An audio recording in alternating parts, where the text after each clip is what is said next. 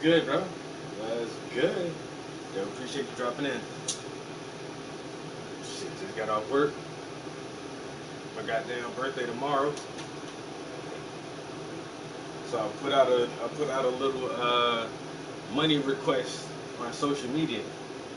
Just told people like, yo, just give me $1. Send me $1 cash app. So I get some of these art supplies. You know what I'm saying? It's a struggle.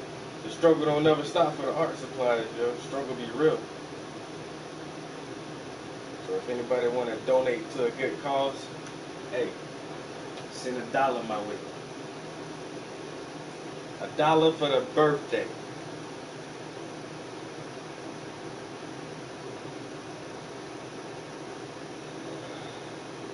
Oh man. Yo, thank you. So we're gonna be starting on this. Oh, I got it started to a good point. I got the drawing on there. I got the canvas nicely honed. So now it's just time to start slapping some paint, slinging that paint. I gotta clean off my palette. Start out with a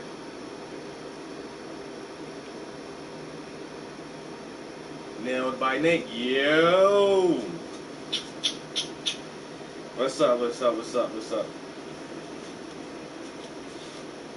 we're gonna clean this palette off, get some fresh colors up there, and let's start running through this project.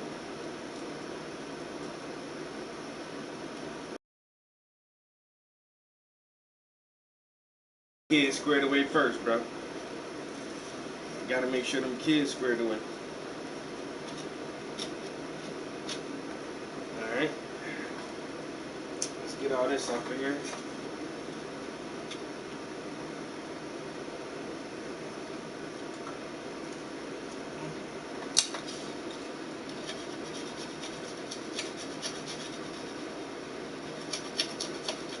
I looked into getting a master's in fine art. Like going back to school to be like a real art professor, I guess. Man, that shit ain't cheap, yo.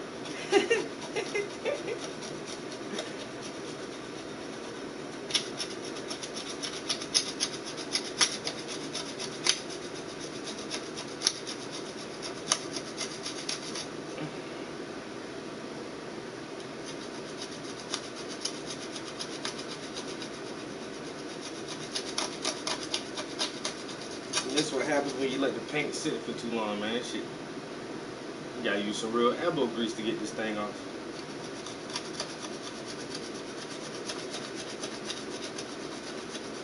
No, I'm good.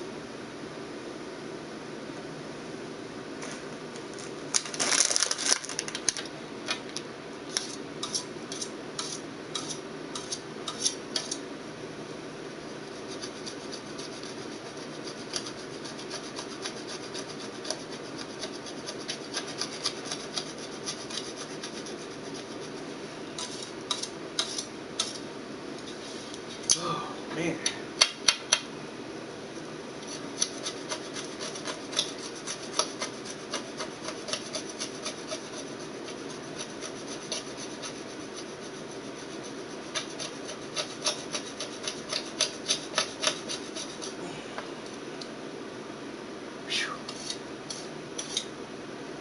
Boy, oh boy.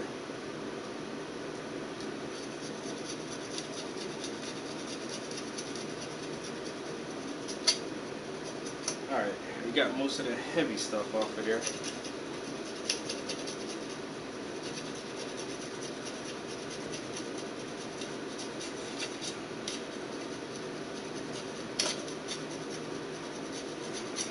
Alright. Not too bad, not too bad. Let's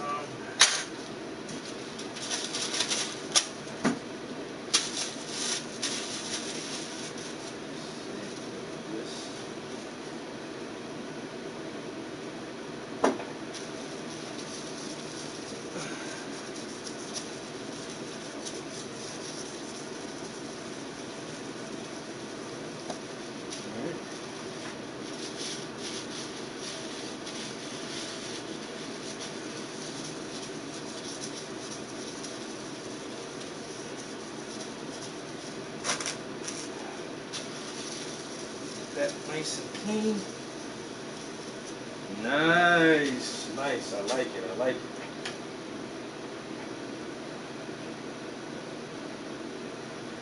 Go ahead and season this thing up.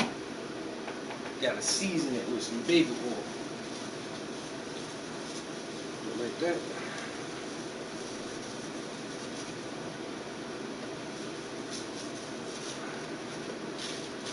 Okay.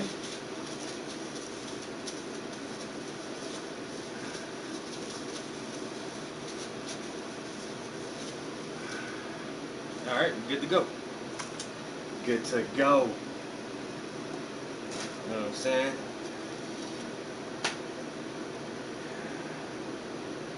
All right. Definitely want to. I'm definitely gonna do the skin tones first.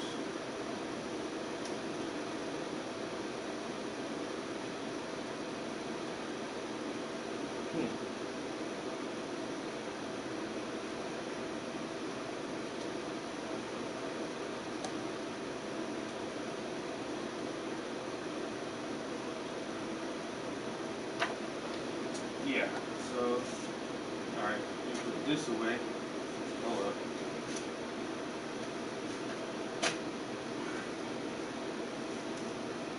This.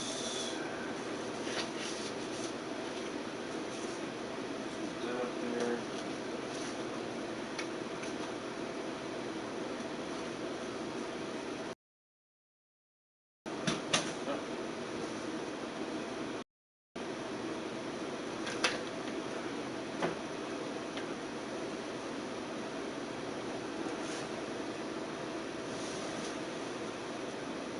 Start out with some basics. Get some browns and reds and yellows. You know what I'm saying? Get some browns and reds and yellows.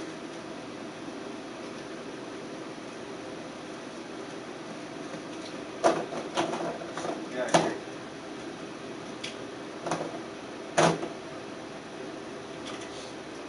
Some of this.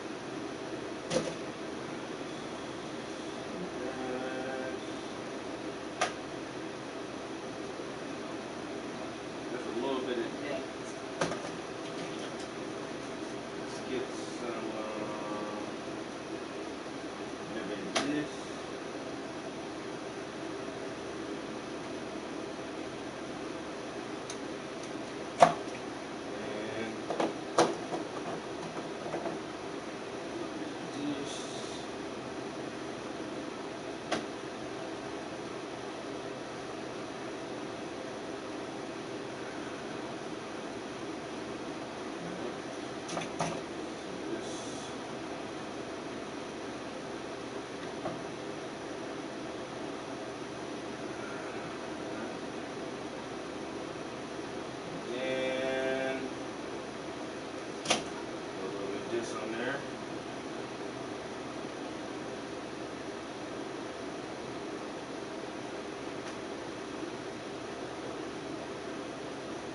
All right.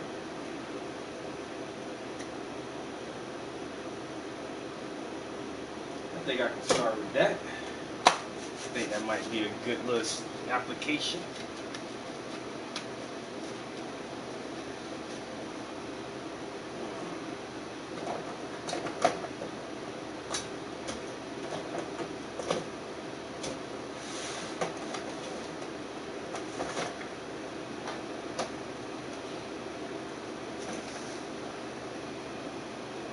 This is what we working with. This is what we working with.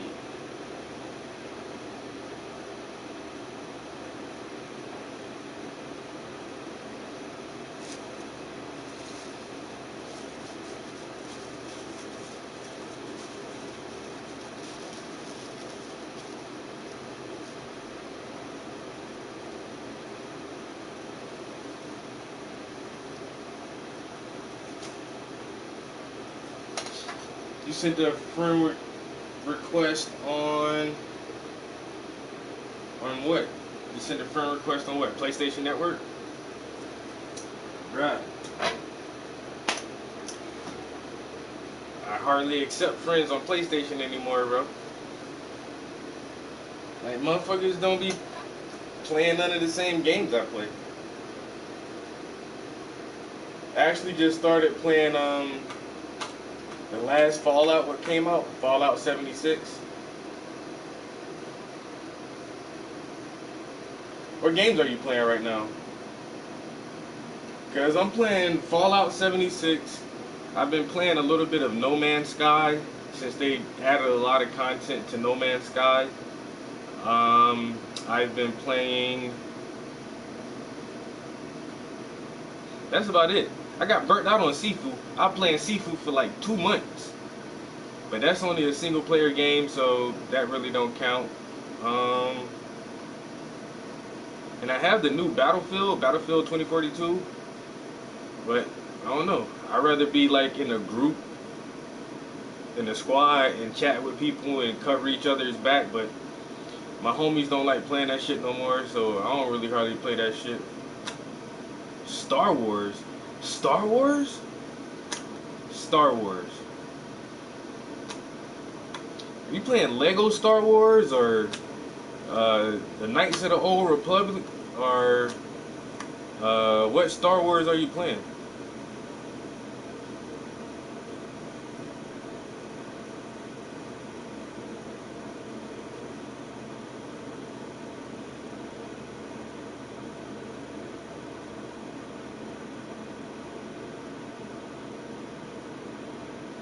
I'm literally just on Facebook.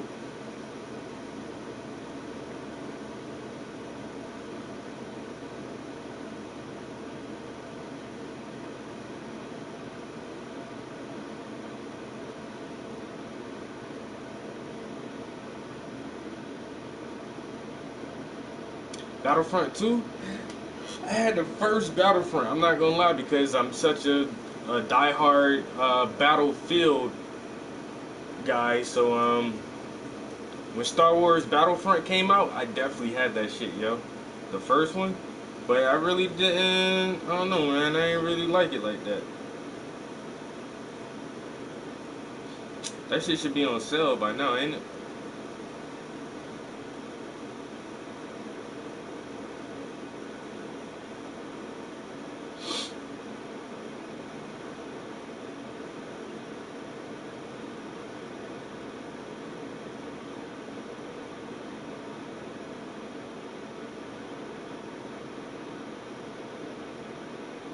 Alright, Facebook is boring. Resident Evil. You got one of the remakes? 'Cause they done remade all of them by now.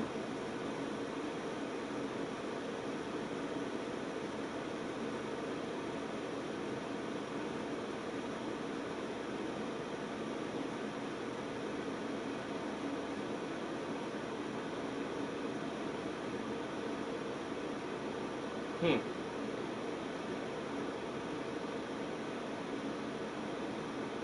And Instagram is boring as fuck too.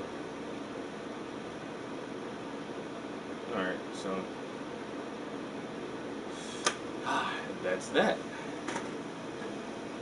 Let's see if we can find something interesting to listen to while we paint.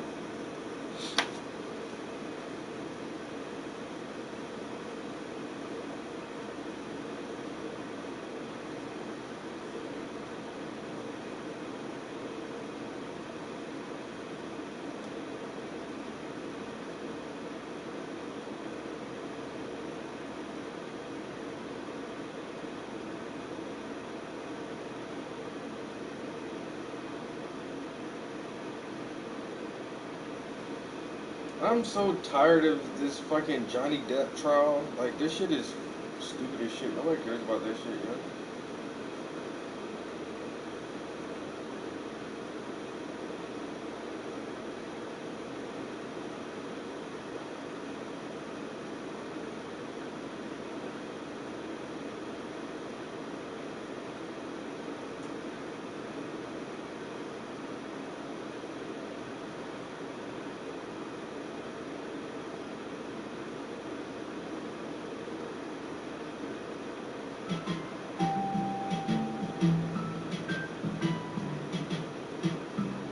The more information that comes out about the Texas elementary school shooting, the worse the story gets.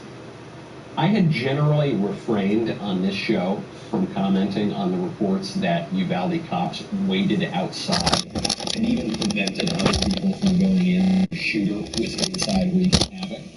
I wanted to wait until more information came out and was confirmed. Now, that information seems to have been confirmed by the Texas Department of Public Safety. Hey, from the benefit of hindsight, where I'm sitting now, of course it was not the right decision. It was the wrong decision, period.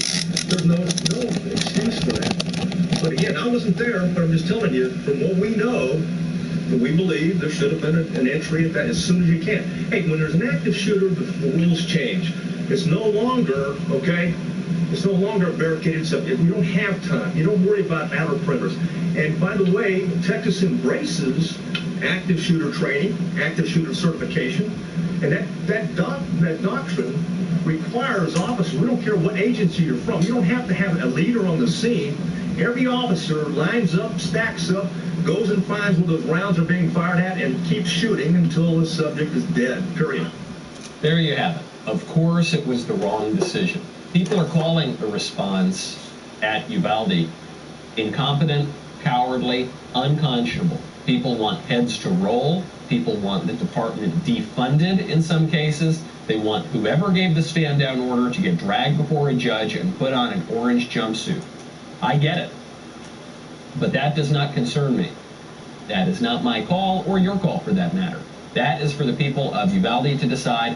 What does concern us, what concerns all of us, is the central lesson of this horrible ordeal. Namely, that we cannot rely on the cops to protect us. We cannot rely on the politicians to protect us.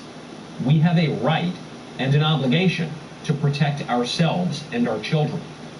And as cynical political activists try to exploit this tragedy to push their long-standing political agenda, more than ever, we need to defend those rights. Time to laugh and play again, to soar and splash again. It's time to come to Sesame. I do not understand how you can possibly hear about the police response to the Uvalde shooting and defend weakening the Second Amendment. I know that this has been the political response, certainly from the left and among some squishes too, is to say, well, because of this horrific shooting and the extremely botched response to it, we need to give up our guns. That seems like the opposite of what you would conclude. The reason to give up your guns, the reason to surrender the Second Amendment is, well, the cops will take care of it. You don't need to be armed because we pay our taxes and the state provides us people who are going to protect us if we're ever in jeopardy, if we're ever in any risk. But they won't. In some cases they will, in some cases they won't. You can't rely on that. That's the point. Ironically, this whole botched response is proving what many of us already knew, namely, you have a right and an obligation that is totally natural to self-defense. You see this from the shooting up in Buffalo. Do you remember the shooting in Buffalo not that long ago, just a few weeks ago? This lunatic who says he was radicalized on the internet during COVID, and his political views were a little bit unclear. He said he was on the authoritarian left, but he said he had moved further right, and he used to be a communist, and then he was kind of right-wing, and then he was left-wing again. And it was all part of this ideological transformation on the internet.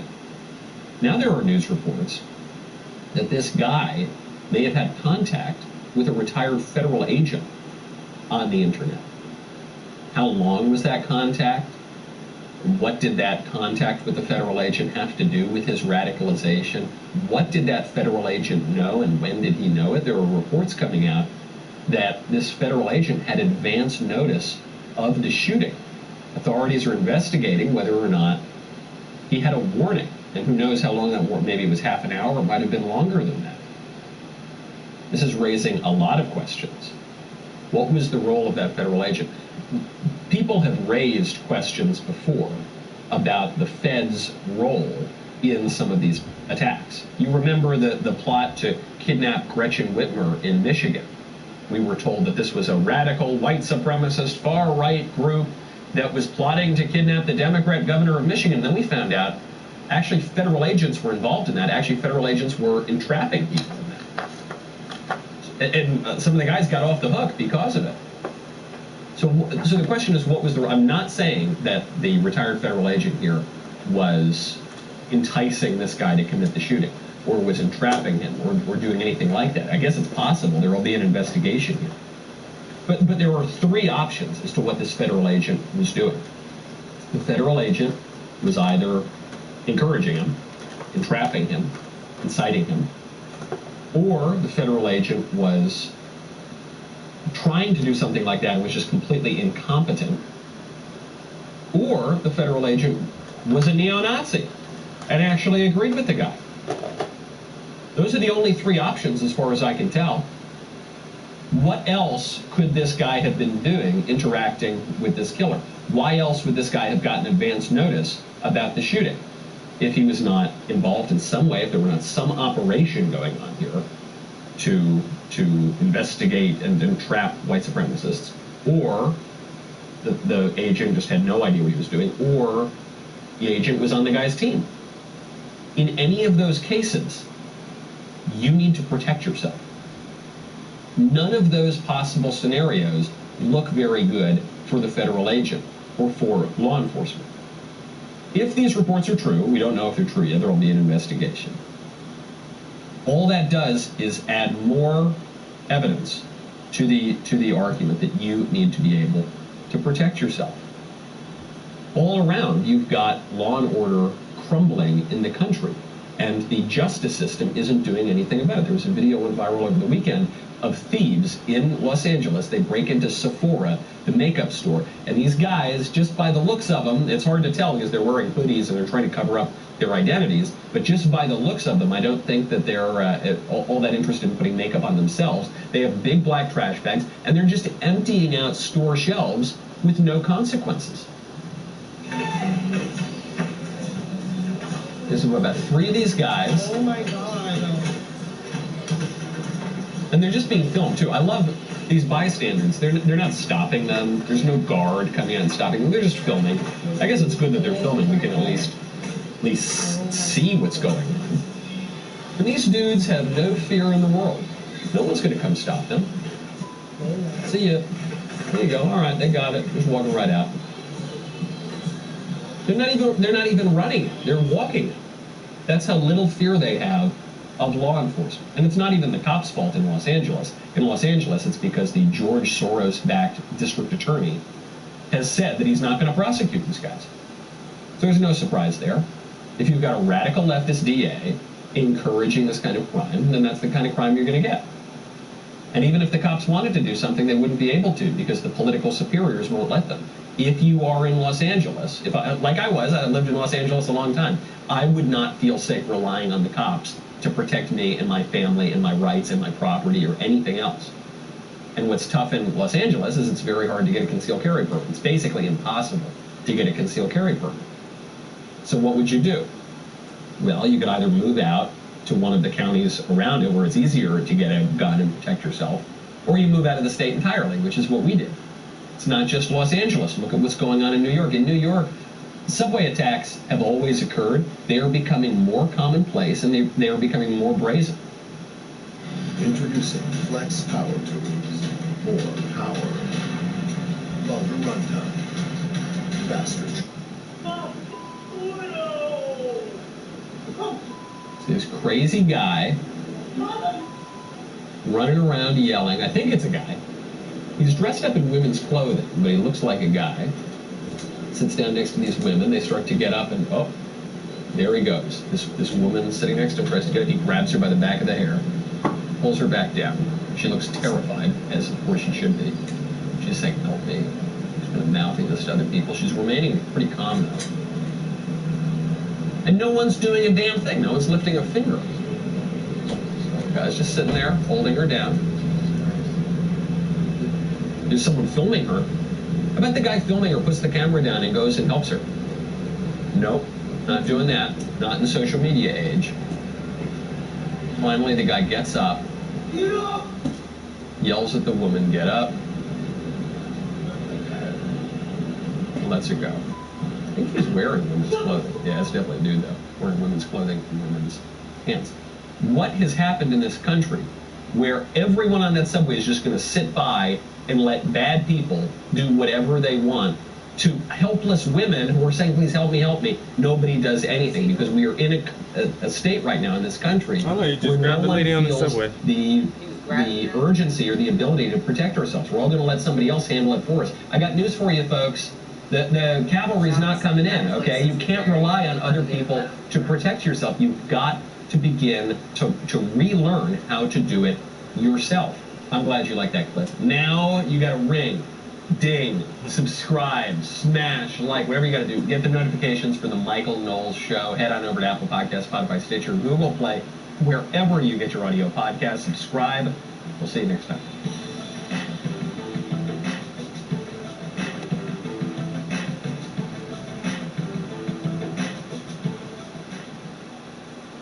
There is no bottom to the slippery slope that we are on in this country when it comes to crime, when it comes to the justice system, when it comes to especially weird sex stuff. We've been thinking that we're at the bottom of the slippery slope since, what, the 90s, and we just keep on slipping. There's a story now out of a North Carolina public preschool. There's a public school that has preschool as part of it. The preschool teacher was just caught indoctrinating kids into LGBT, LMNOP ideology. How is this even possible to indoctrinate a 3-year-old or a 4-year-old into LGBT? Well, the teacher was teaching his students colors, and then was caught. I'm sorry, it was a woman. That makes it slightly less creepy. She was then caught using the LGBT flag to teach the students colors. The cards that were used in this lesson are created by this company, Buy Us Box, which made sets of flashcards showcasing non-binary and transgender animals, gender-neutral nursery rhymes, and a blackness collection. The company, I'm just reading it, this is right from the Daily Mail. The company was created by 2 women who said they were inspired by the murder of George Floyd. What? That checks every wokeness box. The company, because of George Floyd dying while he had a lethal dose of fentanyl in his system, resisting arrest, he died, and then that was called a racist murder. Because of that, they were inspired to make gay flashcards to teach 3-year-olds about transgenderism in public schools. Do you follow that logic? In a way, I kind of do. The logic is, all of the traditional standards of our society are bad, we need to get rid of all. That's the logic. I know that's right. In Marx's words, it's the ruthless criticism of all that exists. And it's on race, and it's on justice, and it's on drugs, and it's on crime, and it's on sex, and it's on education, and it's on everything.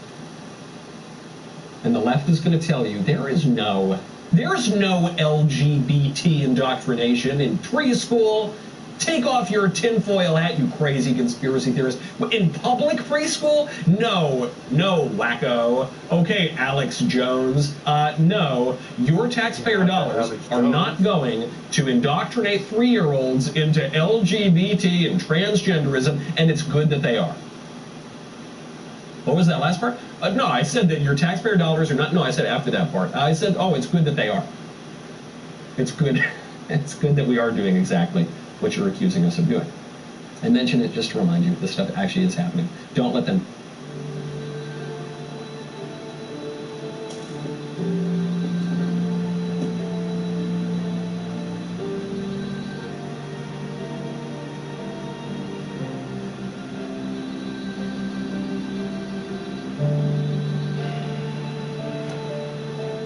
Gaslight you.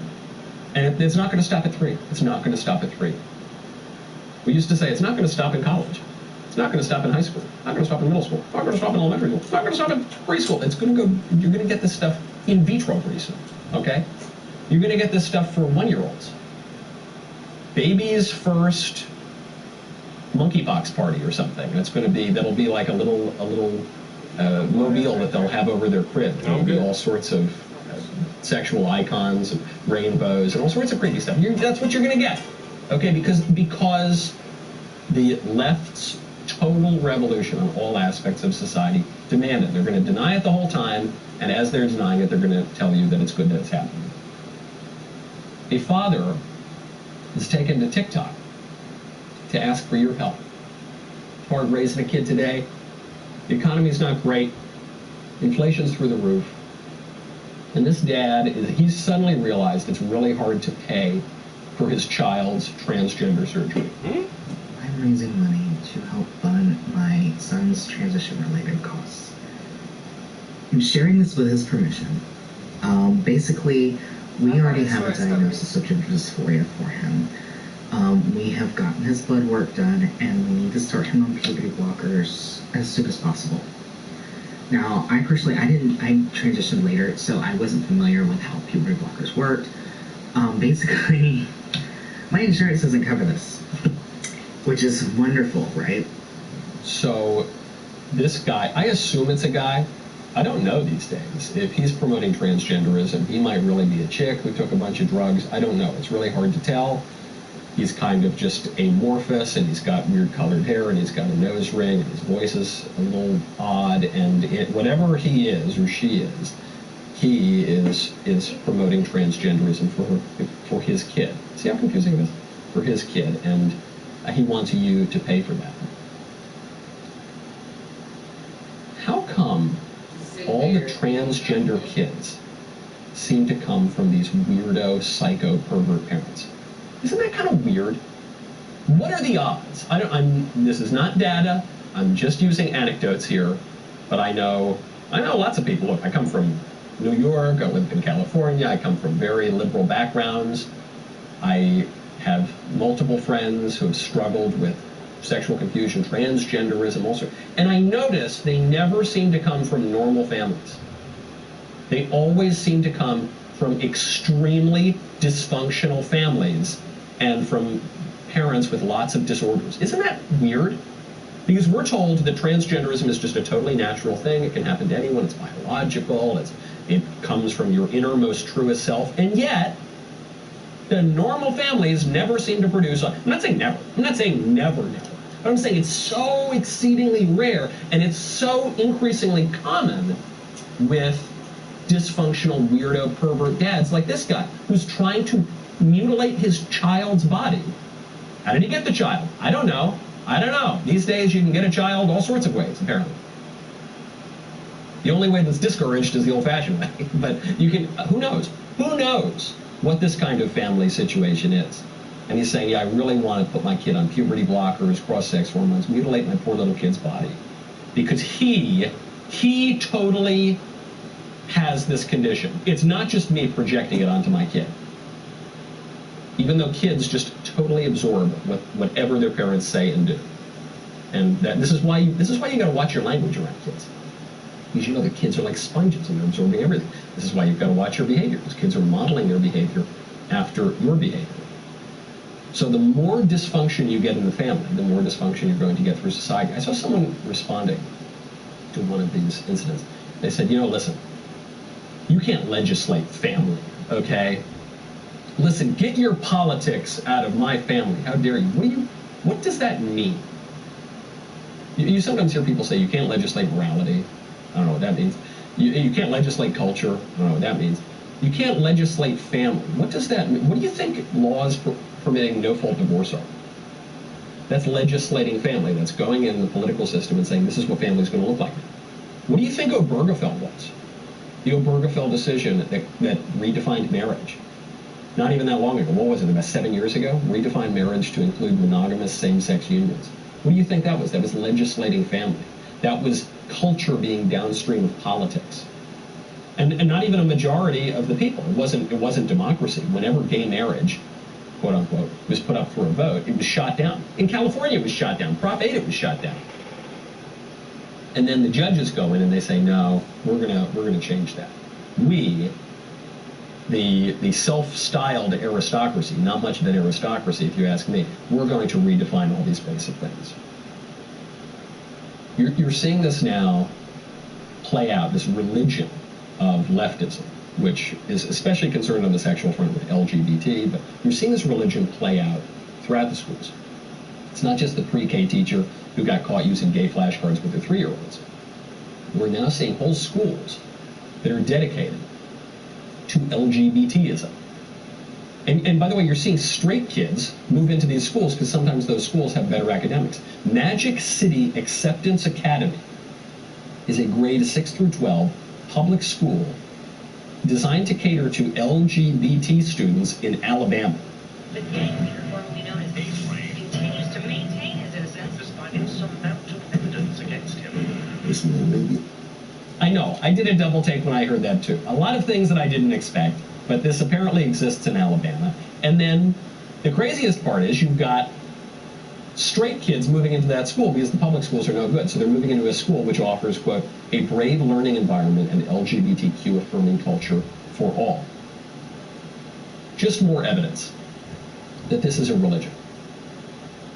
In the same way that when you had failing public schools in the past and even today in other parts of the country, sometimes you would get students enrolling in Catholic schools because the Catholic schools were relatively pretty good. So you get all sorts of students who weren't Catholic necessarily who'd say, yeah, well, my kid's not Catholic, but I'm going to send him to the Catholic school because it's got better academic standards. Well, now, as the Catholic schools are under attack, you now have LGBT schools. A school designed for the promotion of LGBT ideology. And you've got the straight kids going because they say, well, look, my kid might not be LGBT yet, but I'm going to send my kid there to that school because it's better than the public schools. And of course it's a religion. I mean, if you say your true self is really your soul, and your soul is at odds with your body, and so your soul is the soul of a woman, whatever that means, but your body is the body of a man, and so you're really a woman, and you're going to get to use the kid's bathroom. That is a religious movement, and it's being backed by the state with taxpayer dollars. The Biden administration, we'll get to this tomorrow, the Biden administration has just said that K through 12 schools now have to let dudes into the girls' bathroom and changing area if they want to get federal funds for food, for lunches and breakfasts and meals. If they want those federal funds, sorry, you got to let Husky Hank go and change next to your daughter in the locker room or go use the bathroom. That is a religious view that is being backed by the state. It's very nearly a state establishment at the federal level. It's being done with your taxpayer dollars to force that on your kids, and it's creating a very dangerous situation for our culture, and in the case of dudes going to the girls' bathroom, just a physically very dangerous situation. Reminds us of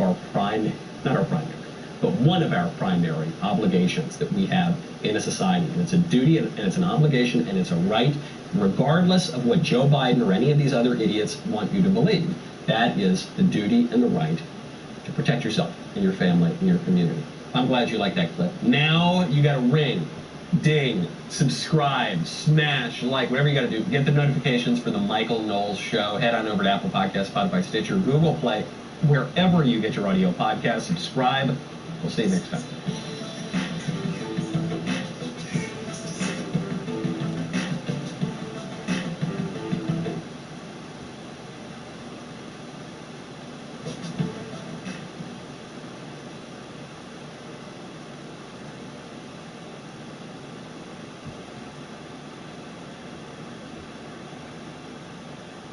What's in a name? Potentially a great deal. University of Toronto psychology professor Jordan Peterson has a fight on his hands after objecting to proposed legislation that he says would violate his freedom of speech by forcing him to address transgender people using the pronouns of their choosing.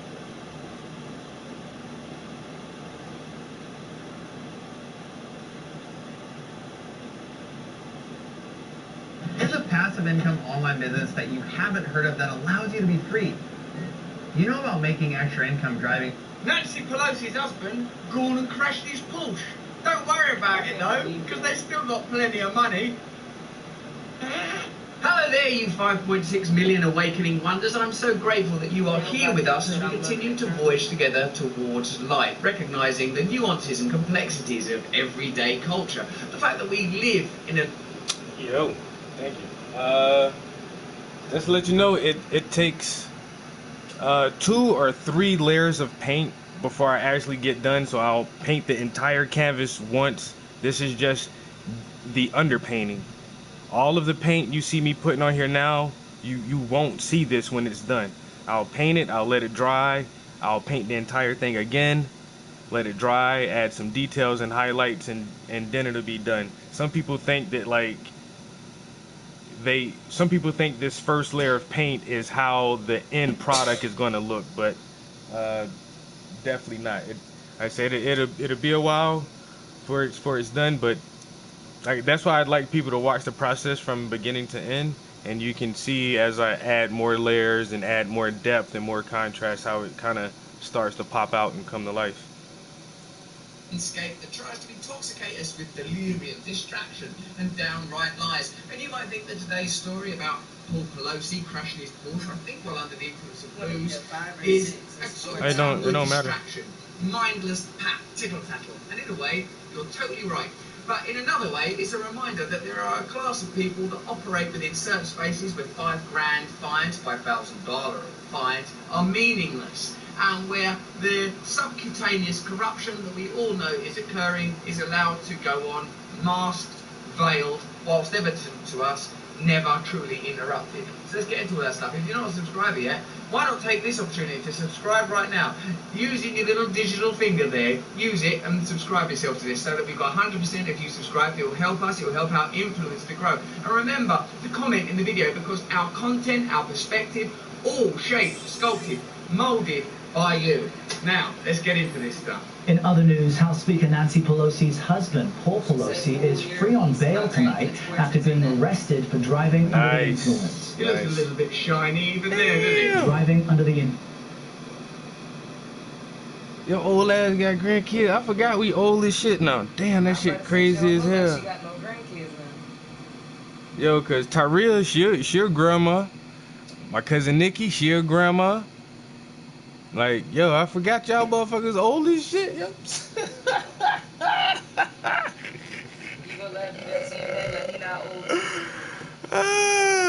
She said my grandkids. That's love though. That's what's up, yo.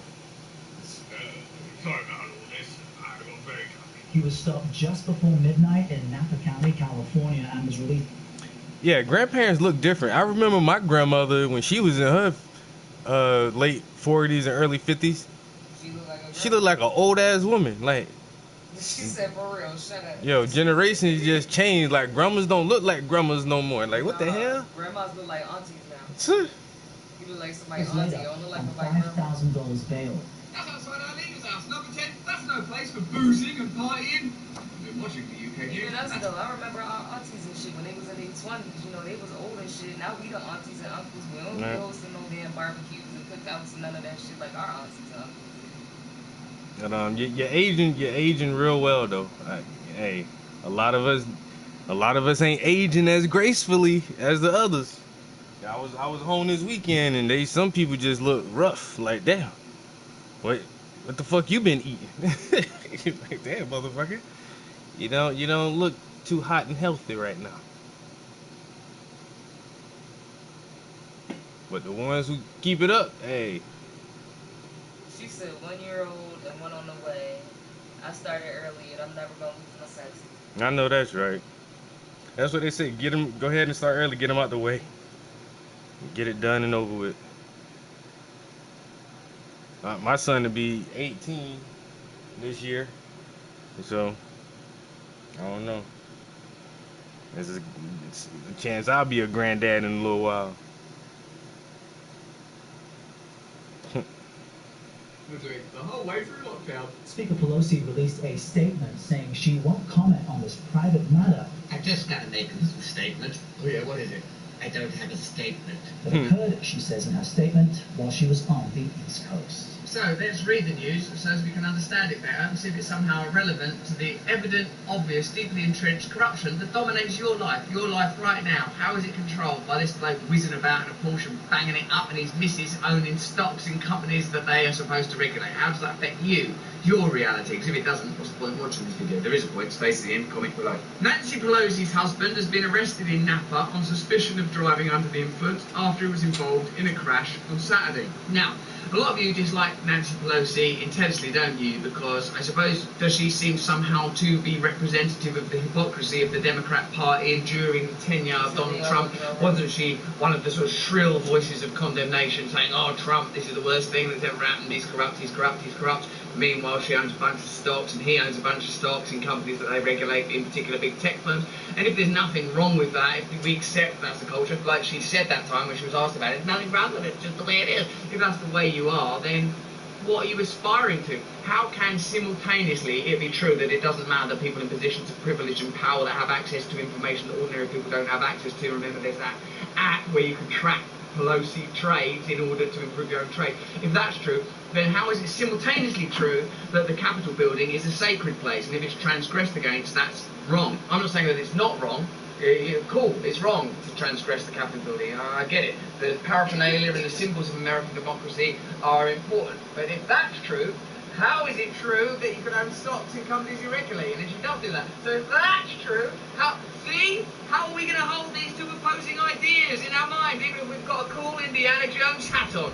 Paul Pelosi, 82, I feel a bit sorry for him now, he's old, sorry about that mate, was booked on 2 counts for the incident in Napa, California shortly before midnight while attempting to cross State Route 29 in his 2021 Porsche. Pelosi was found to have been over the legal blood alcohol limit. He was booked on 2 misdemeanor counts of driving under the influence and driving with a blood alcohol content level of 0.8 or higher. How's that different? That's the same thing, isn't it? Both of them is you're drunk. Arrest him just once. Just arrest him once for the drunk driving and then once for insider trading. Alleged. Pelosi had been at a dinner party hosted by a friend on Saturday night and was driving a short distance of time when he crashed. He pulled out onto the highway into the path of a 48-year-old man driving a Jeep in Napa, his arrest report reveals. Photos from the scene, obtained by ABC News, showed the vehicles crashed into a wooden fence. Neither driver was injured. In a way, it's sort of meaningless and irrelevant, other than it gives us an opportunity to talk about the empty, hollow nature of American representative politics. You're just voting for a set of people that are sort of stock exchange rich millionaires or billionaires or whatever level they happen to fall at, and they'll probably regulate your country in accordance with their own individual whims, or if that ain't what they're doing, it's a coincidence because those two things do line up rather neatly. You can see that from that tracker. He was arrested for the incident at 10:22 on Saturday. That's 22:22 on a 24-hour clock. Conspiracy, eh? In a statement on Monday, Paul Pelosi's lawyer said Mr. Pelosi was attending a dinner party at a home of friends near Oakville. He left that party at 10:15 on Saturday to drive to his home a short distance away. He was alone in his car. Why are you bringing that up? Why are you mentioning it then? Mr. Pelosi was fully cooperative with the California Highway Patrol officers who arrived a few minutes later. Well, so what? That's the bare minimum you could do when you're an 82-year-old geezer, drunk at the wheel, in charge of a Porsche. Another thing that's worth pointing out is that you could bet your sweet little candy ass if you was arrested drunk driving, whizzing around Napa, banging into fences and such, you wouldn't be having a lawyer making a nice little statement about, well, I didn't cooperate with the police, I only hit a fence, I only had 0.8 in my blood.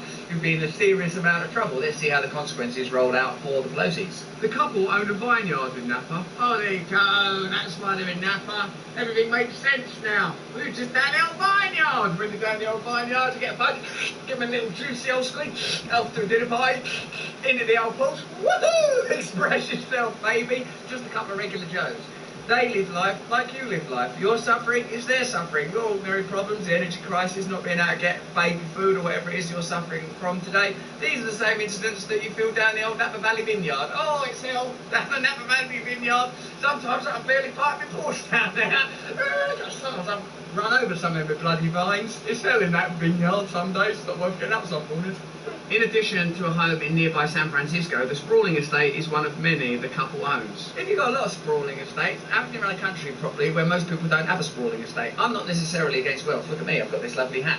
But I do think that if you're in charge of a country and you're always banging on about fairness and justice and equality and everything, don't have so many sprawling estates then. One vineyard owner who lives nearby said the couple often block the road with their convoy of blacked out SUVs. Oh, we're just a couple of regular Joes down the old vineyard in our convoy of blacked out SUVs. What's going on in your life? Sometimes you get that your convoy of blacked out SUVs can't get enough baby powder in them, can you? Oh, it's hell. It's hell. Oh, fuel prices for the black SUVs. I just ran over another fucking vineyard this morning. I can't cope with this pressure. Anyway, black SUVs when they come to town, but they didn't see anything this weekend. That's because he was whizzing around pissed in his Porsche. He'll be lucky it's him. Zoom, there he went. Just smell the vapour as he passes. Some suggested that Paul might have been attending the Bottle Rocks festivals which Snoop Dogg was playing at this weekend. He's living an unusual life for an 82-year-old man. I feel like my granddad was dead before he was that age, and abiding memories of his final years as he departed teleported into the wintry netherworlds of the unknowable. It's not, oh, there he is, there's Snoop Doggy Dog concert. We're banging about in a Porsche. Hey, see you later, son. Remember, always be true to yourself, motherfucker! I wouldn't be going to the kind of fundraisers and parties they go to. I don't like them very much or find them very interesting, the vineyard owner said. Even the other vineyard owners are getting a bit sick of them.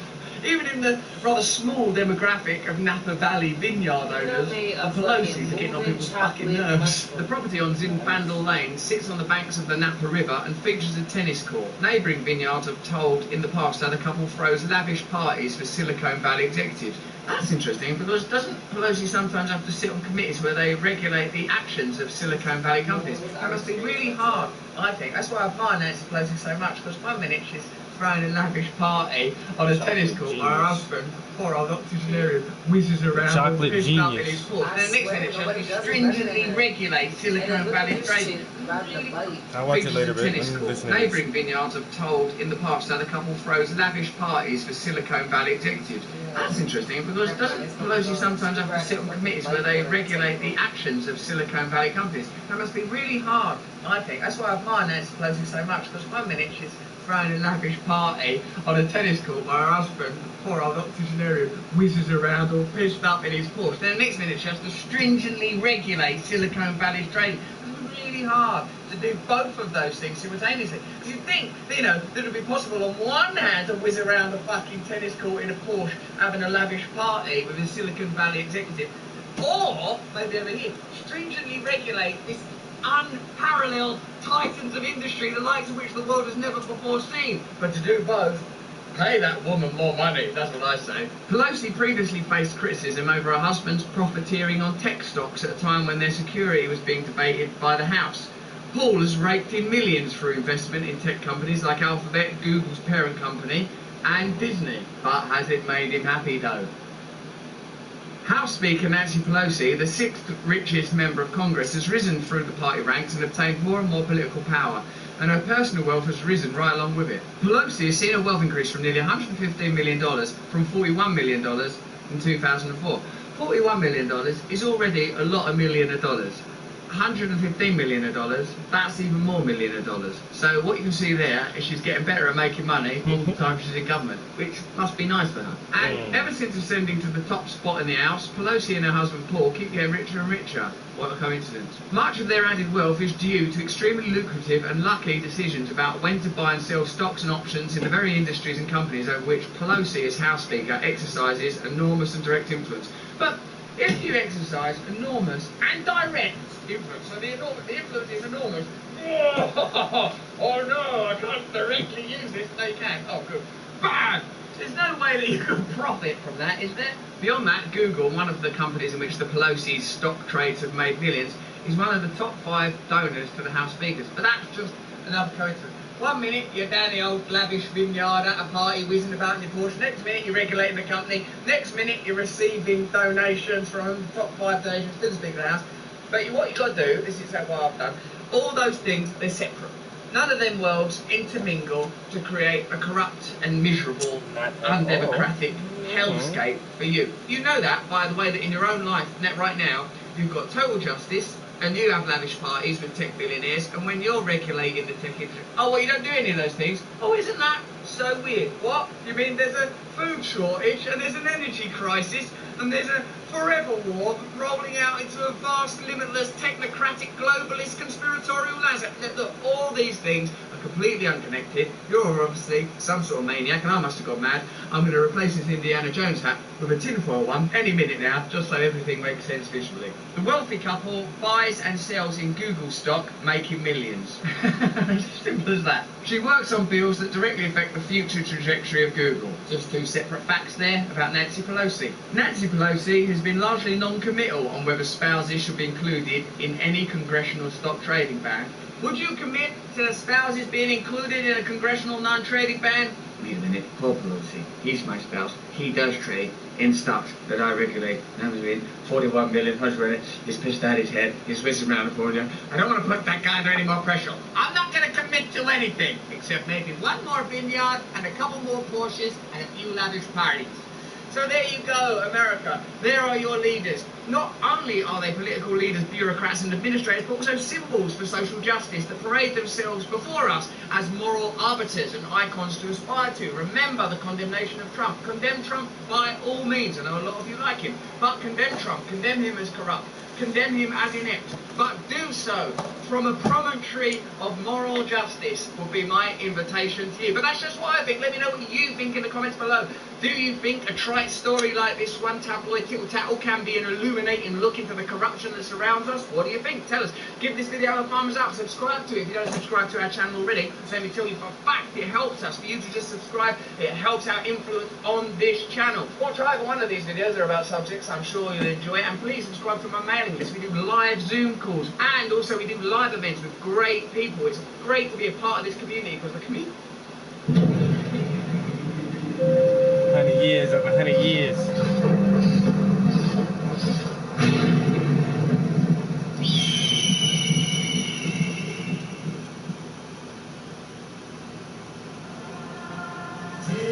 Turn it up. Look, 100 years after 100 years, they done lied to us about this and that.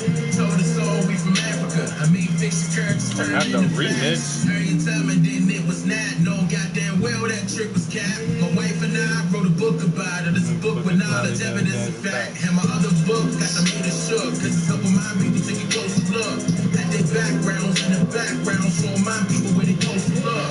Showing my people where they get it from, where they hit it from, all sorts of angles. When it comes to this research, you must please first, don't trust strangers. Find out all of your homies, but I highly recommend us suggest. And if you're looking for answers and content about me, I highly recommend you the best. Visit my website at the link you see just across the screen. Don't let it miss you. I make it simple. I double down on that black and white. So official.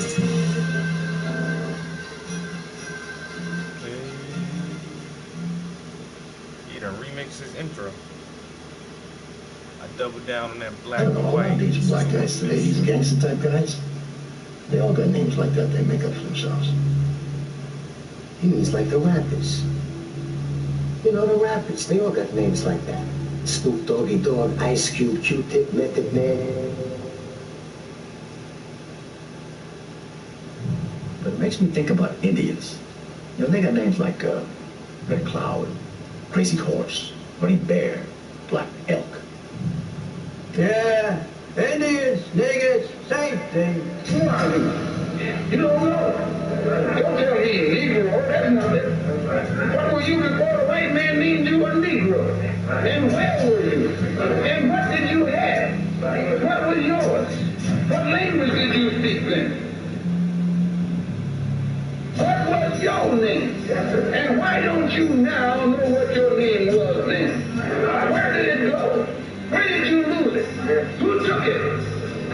What tongue did you speak? How did the man take your tongue? Where is your history? How did the man wipe out your history? How did the man wipe out your history? How did the man wipe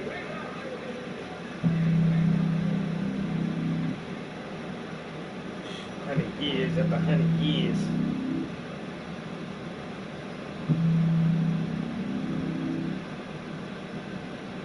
So if they stole them from Africa, then they would have to take them back to Africa. But there was no need because black people were from everywhere, all this landmass. All these different countries, black people were the indigenous people right here in America. I meet somebody and he pisses those piss in my face. That's not civilized. Right. Him wanting to attack me for no reason is not civilized. It's Mike Tyson. You know what? You can attack people for no reason in the name of civilization. That's true too, but I'm talking about that's from a big perspective. I mean, I'm coming to conquer I'm coming to conquer your country. And that part, I'm coming to be your friend. I'm coming to civilize you to brotherhood. But you know what? Family. Look what happened with you think about indigenous people. The story they've been befriended and then yeah, we're the indigenous people. You know why? Because they got us. Let's just change the name as much as possible to throw you all off so you really don't know what's going on. Let's keep switching the identity to hide the people. Why don't we just keep renaming you? Are you Negro? Oh, no, you're not Negro. No, you're African, colored, black, African American. You're not colored. you're African American. And this is what they name you. Because I know a white guy who grew up in South Africa. And he now lives in America. Elon Musk. He is an African American, and more African American than most. Do you see how African American is a misnomer? It's a misnomer. Don't check that box. It's a title given to blacks by democratic slavers. And even black people back in the day calling each other black was a sign for a fight. When I was growing up, to call a person of color, like myself or others, black, was considered derogatory. That's just a fact. Because of that black, those were fighting words.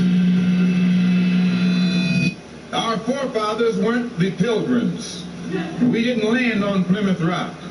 The rock was landed on us.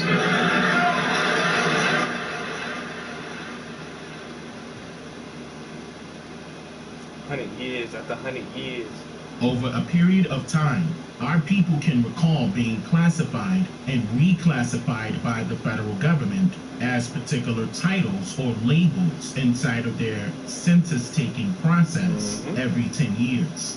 And with that comes political judgment, where our people are referred to by whatever name is chosen by the government through its laws, policies, and even its media. And over the course of this government's lifespan, the indigenous Niji were referred to by the government as Indian, Wild Indian, Urban Indian, Negro Indian, and then Negro, Colored, Afro-Indian, Ameri-Indian, Afro-American, American Indian, and then Black, and now African American or Black American. And here's the problem with that. Ever since we can recall records being recorded during the existence of this government, the Niji has always been referred to as whatever name the government chooses to refer to them as. So why are we the only race of people that continues to allow strangers to dictate what we should be called as a people?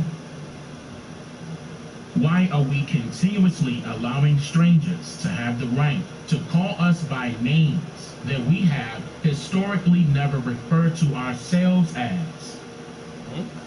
See, this leaves the door wide open for multiple manipulative attacks of confusion. And what is also important to note here is that the term Native American was later used by the U.S. Census to refer to a group of people that was originally called Indians by this government, allegedly. Which means that there are now separate terms for a group of people that were once all referred to as Indians. Listen closely. According to the 1828 Webster's English Language Dictionary, the term Indian is defined as a general name of any native of the Indies, as in East Indian or West Indian. It is particularly applied to any native of the American continent. And in this same English language dictionary of 1828, it defines the noun American as a native of America, originally applied to the Aboriginals or copper-colored races found here by the Europeans, but now applied to the descendants of Europeans born in America. This means that the copper-colored races, or the Aboriginal Nijis of Turtle Island, who are now being misclassified as black, are the original inhabitants of America.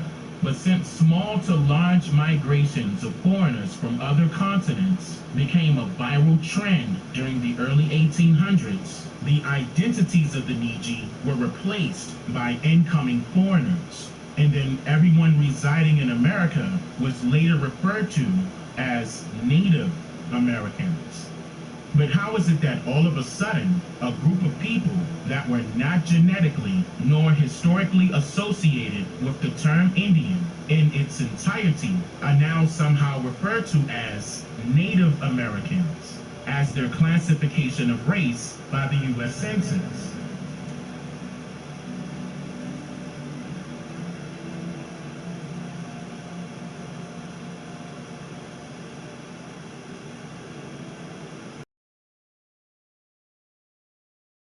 In the early to mid-1800s, the offsprings of previous foreigners of European descent that migrated to North America prior to this great migrational period were threatened by the increase of even more foreigners being welcomed as citizens of America.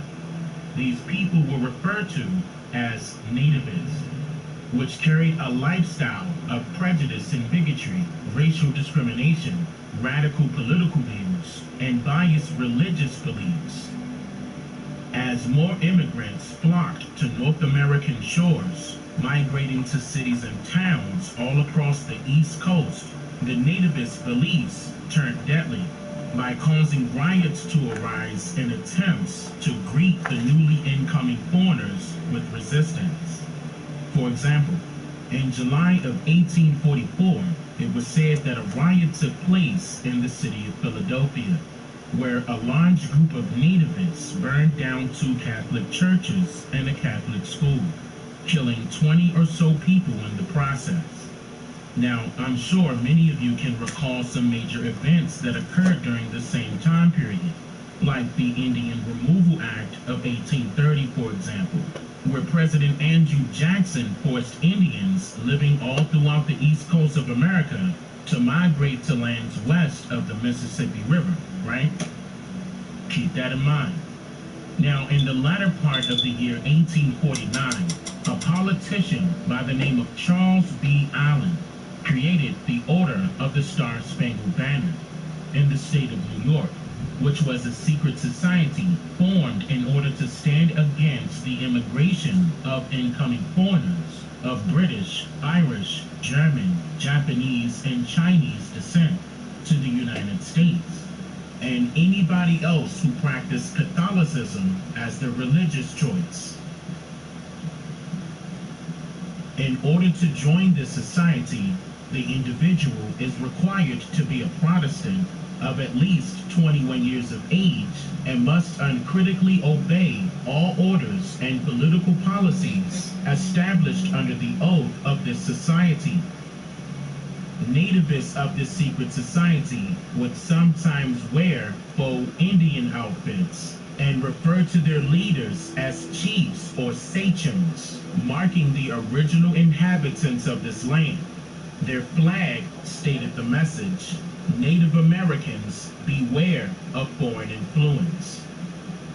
4 years later, during the year 1853, the nativists of the OSSB formed a political party called the Native American Party, with James W. Barker leading the charge. This political party's name was later changed a few times, in which I'll go over that in a second, but I wanted to point out that this was purportedly the very first time in America's history of the utilization of the term Native American. And by the religious beliefs, traditional practices, and radical political views of this organization, we can easily determine that the word native carried a totally different meaning during this time period. The more commonly known explanation of the term native is a person born in any place, whether country, city, or town. So if you are born in one place, no matter if your parents were originally born there or not, you are then called a native, no matter your... Yeah. I just got off the phone with Shonda. Yeah. And Sean, Shonda real secretive, right? She's very secretive. And I just got off the phone with her, and I just feel like she going through a thing because she in the shelter down in Colombia right now. Word? And I'm in. You said what? Word? She said she was staying with somebody in Hartsville. No, she in Colombia. She said she ain't going back. Oh damn. So I don't know. I said, what happened to you? I thought she was staying with Arlene or something. So I had called her or whatever, and the conversation is like why you pick up your phone when I call you son? I said, Sean, I'm wrong. My phone was off, okay. So she was like, why you pick up your phone? I'm like, Sean, calm down. And I asked her what was going on with her. She didn't want to tell me that she pretty much in the shelter right now.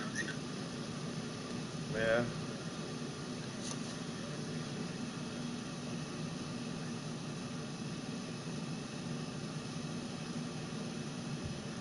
Yeah.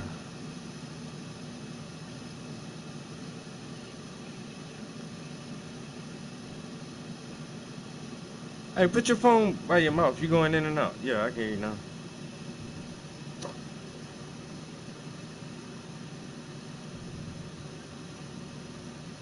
Hmm?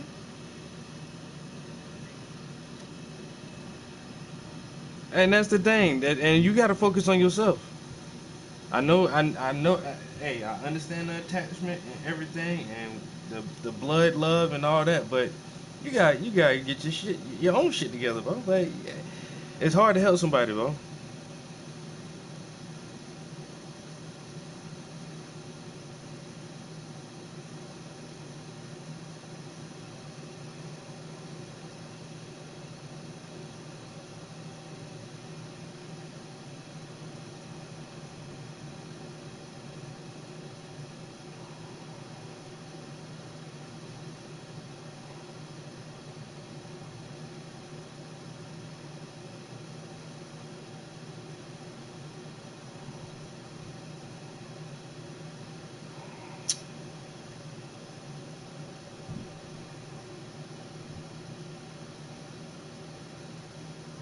Yeah, that's all it takes.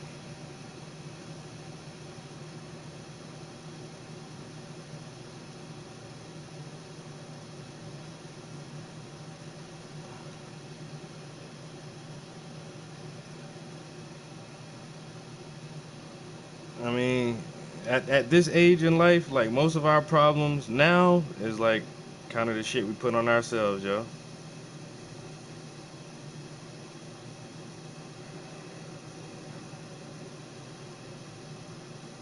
Yeah.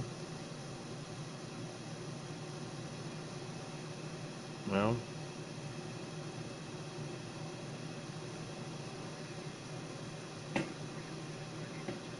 Mhm.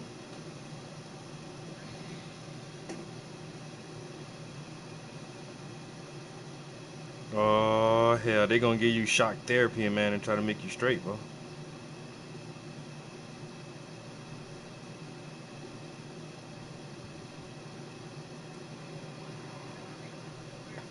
Uh, uh, Mm-mm.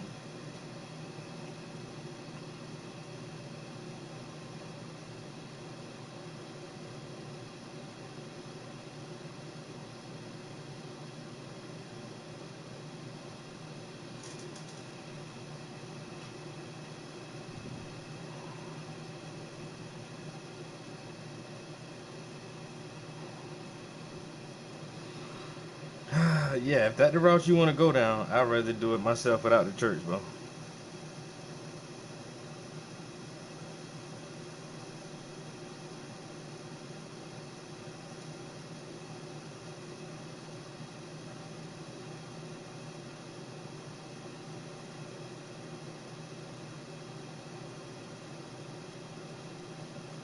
I do the 30 days, man. Yeah, just do it. That's it. Praise the Lord. Hallelujah. Amen. Thank you, sister. Yep. Do that for 30 days and be like, all right, bitches, I'm out. Fuck all y'all niggas.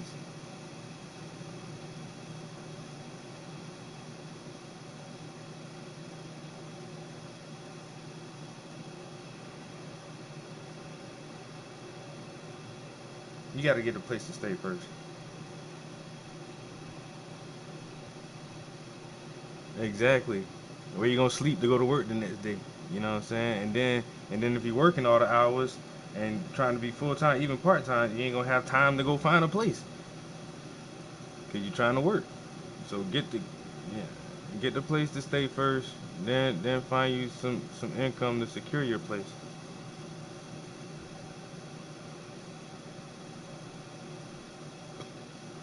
Hey, you know I will, man. I'm rooting for you, bro. I swear to God on everything I love. I'm rooting for you. I'm on your team, man.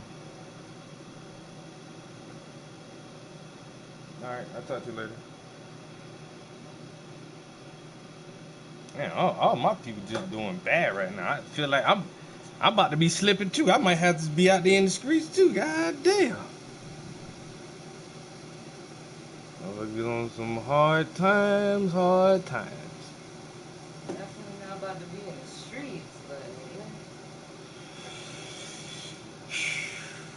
If anything, Man, oh you need man. some roommates. Y'all want the basement? I'll sell my house before I let people live there. Oh wow, that's nothing. That's it. I thought about Airbnb, and I don't even know about that shit no more. That's why I said just like a little basement apartment. That way you feel like separated. It would take some work though. Because I could just imagine 2 o'clock in the morning and like the person staying here just decided to cook some steak and eggs for some reason. Exactly. I'm good on that.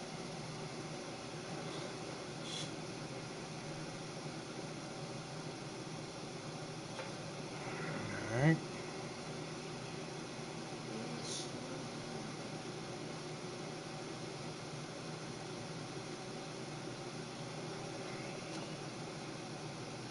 Blue, blue, blue, blue, blue, blue, blue, blue.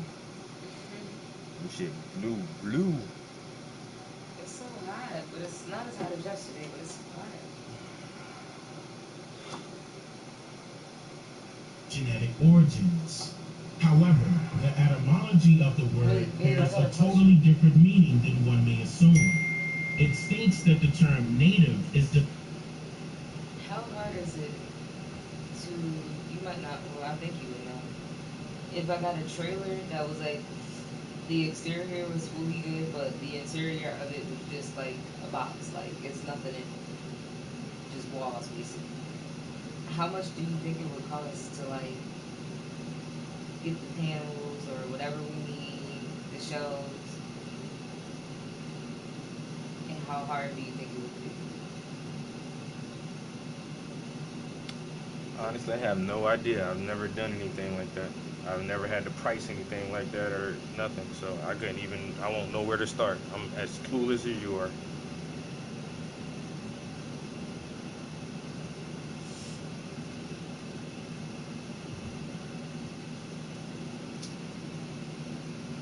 As a person born in bondage, one born a serf or villain. A serf is an agricultural laborer bound under the feudal system to work on his lord's estate. And a villain is a feudal tenant entirely subject to a lord or manor to whom he pays dues and serves in return for land.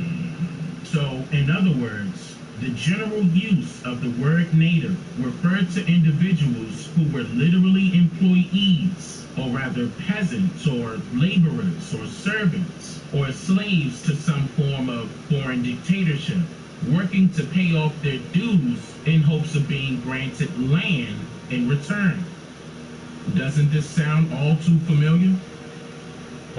And why would the term Native American be associated with pale-complexioned foreigners if American history exclusively labels the descendants of so-called black people as the slaves of the slave trade era?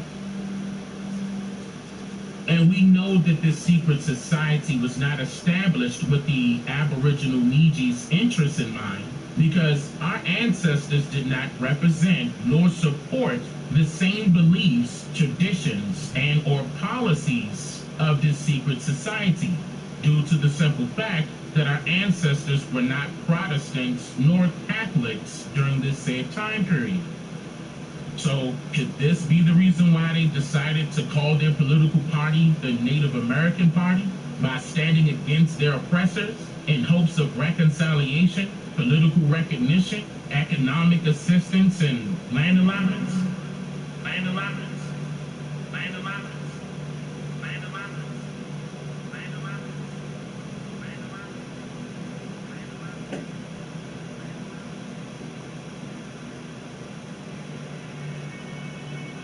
The Native American Party was the third major political party of the United States of America at that time, running against the Federalists in one corner and the Democratic Republican Party in the other. It was said that members of this party responded to questions from the press with, "I know nothing," which led to the organization earning the popularized nickname the Know Nothings by New York Tribune founder Horace Greeley. Smithsonian Magazine wrote, the Know Nothing Party included more than 100 elected congressmen, 8 governors, a controlling share of half a dozen state legislators from Massachusetts to California, and thousands of local politicians. Party members supported deportation of foreign beggars and criminals, a 21-year naturalization period for immigrants, mandatory Bible reading in schools, and the elimination of all Catholics from public office. They wanted to restore their vision of what America should look like with temperance, Protestantism, self-reliance, with American nationality and work ethic enshrined as the nation's highest values. End quote.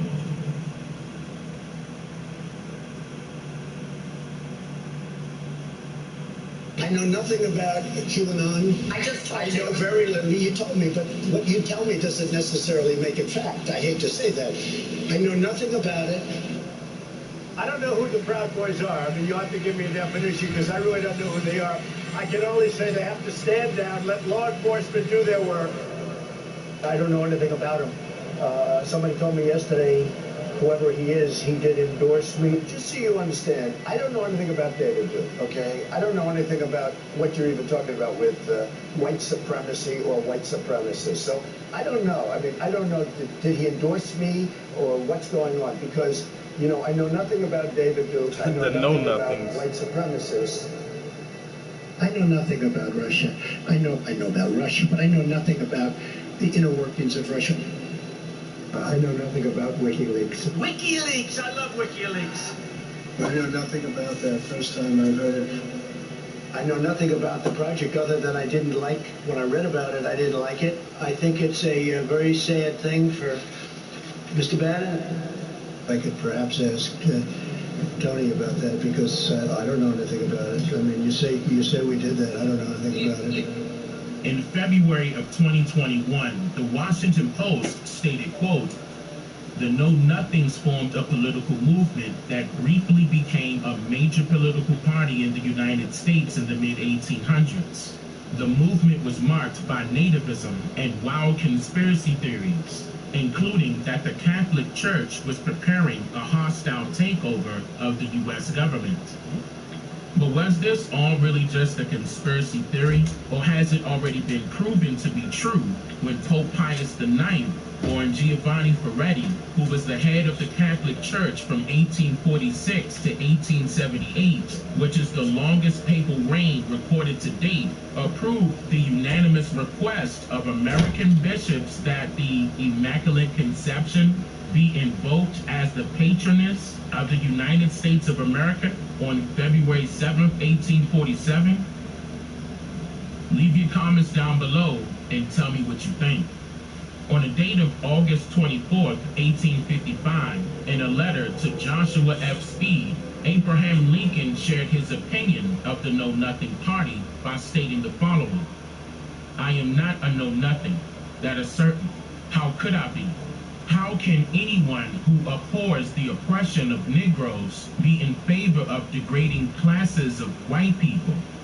Our progress in degeneracy appears to me to be pretty rapid.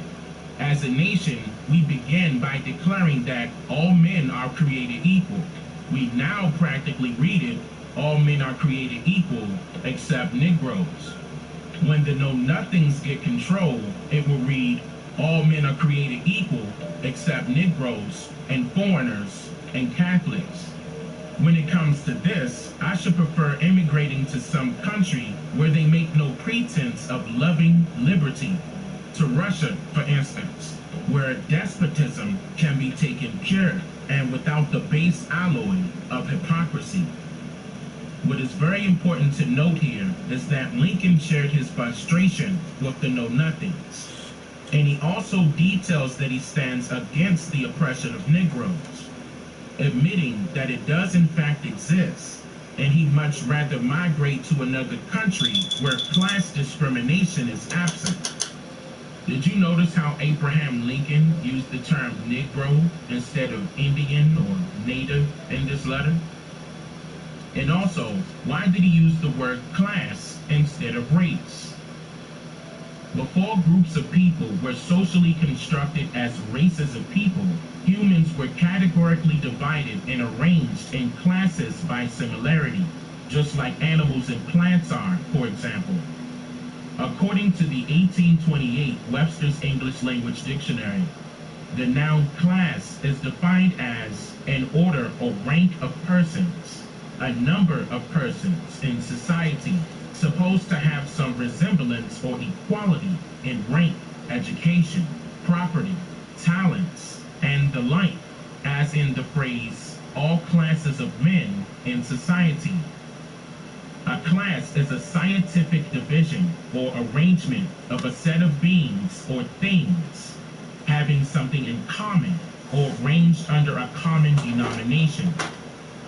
The term race used to distinguish humans is newly formed, but not its overall discriminating concept, because the practice to rank humans by class was applied prior to any use of the term racism in American history. So a population ranking system did in fact exist and is still active today strictly as a means of transportation, which is another form of manipulation and control. And here's what I mean by that.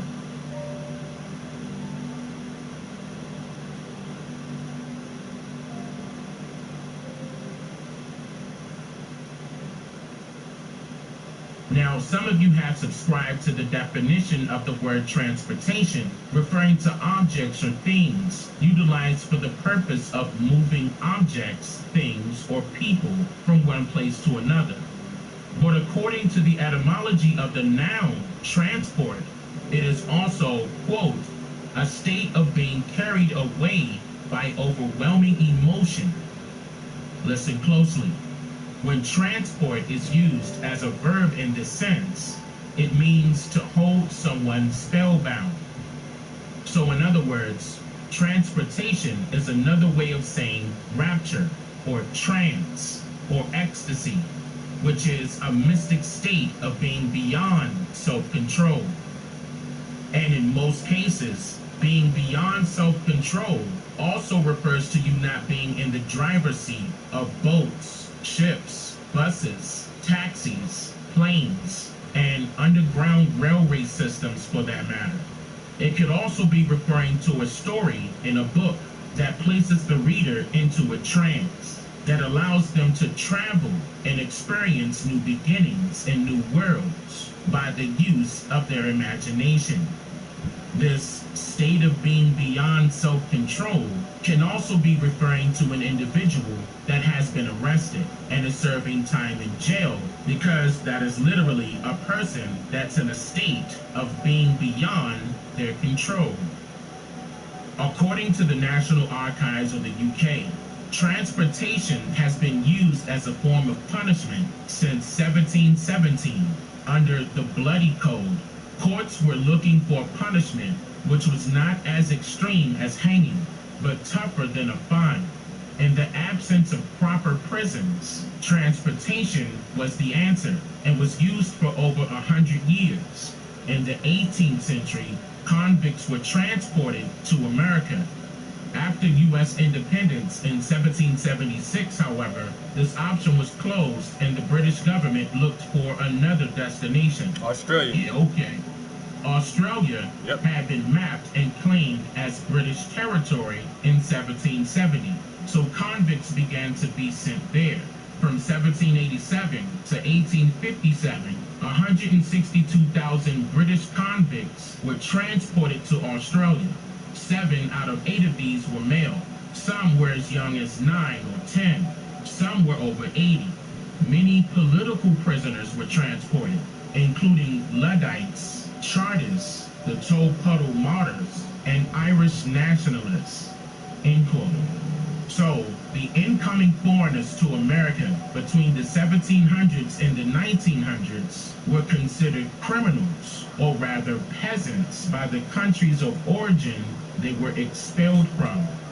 and the punishment was to be transported to foreign parts of the world that foreign governments somehow managed to claim ownership of by remote control. This also exposes why the U.S. Census utilized the classification free whites on the 1790 census and up until the 1840 census. And the description of these people is also a perfect match with who Dr. Martin Luther King Jr. made reference to during this meeting. At the very same time that America refused to give the Negro any land, through an act of Congress, our government was giving away millions of acres of land. In the West, in the Midwest. Which meant that it was willing to... And not only that, they gave them equipment. Not only that, they sent them to college to teach them how to farm.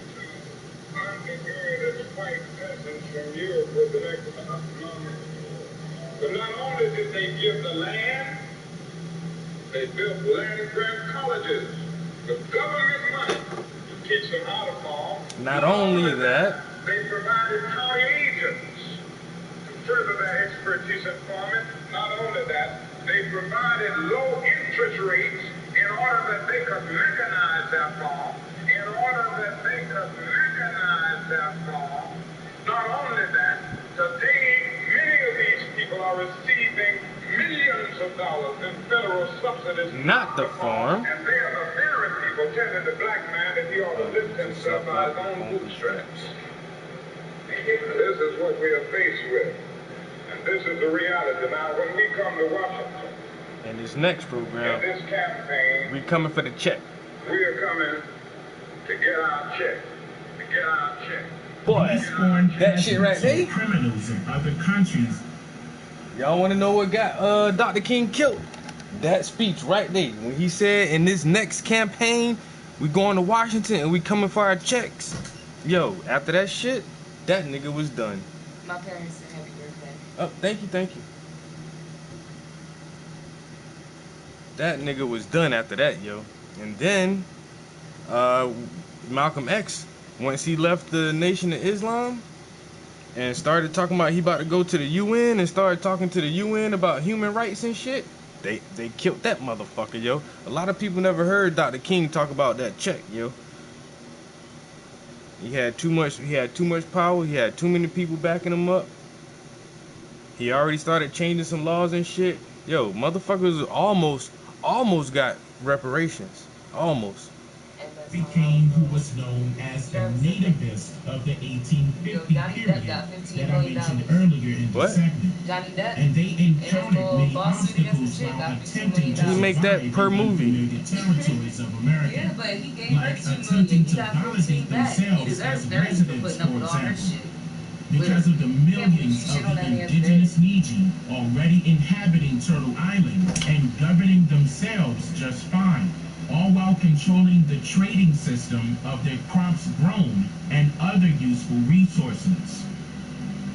So prior to these foreigners becoming nativists of America, they needed to quell the raids and revolts of Indian resistance and make new deals with their tribal leaders in order to persuade them into a false hope of equality. Peace treaties were written as promissory notes of the foreigners to the Indians, asking for their agricultural assistance while promising that all men are created equal in return.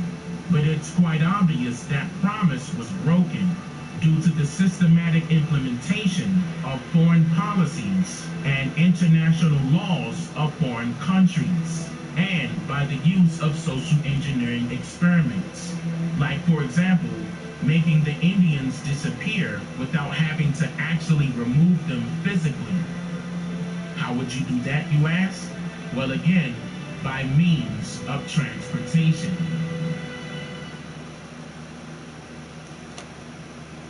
Let's begin with a quick reminder of some important factors that are detailed in part 1 of this segment, like the fact that I proved to my viewers where the term Native American derived from, and why it was used to describe only incoming foreigners of other countries that adapted nativism as their way of life. also pointed out that the incoming foreigners between the 1700s and the 1900s were considered criminals, or rather peasants, by the countries of origin they were expelled from, and the punishment was to be transported to foreign parts of the world that foreign governments somehow managed to claim ownership of by remote control.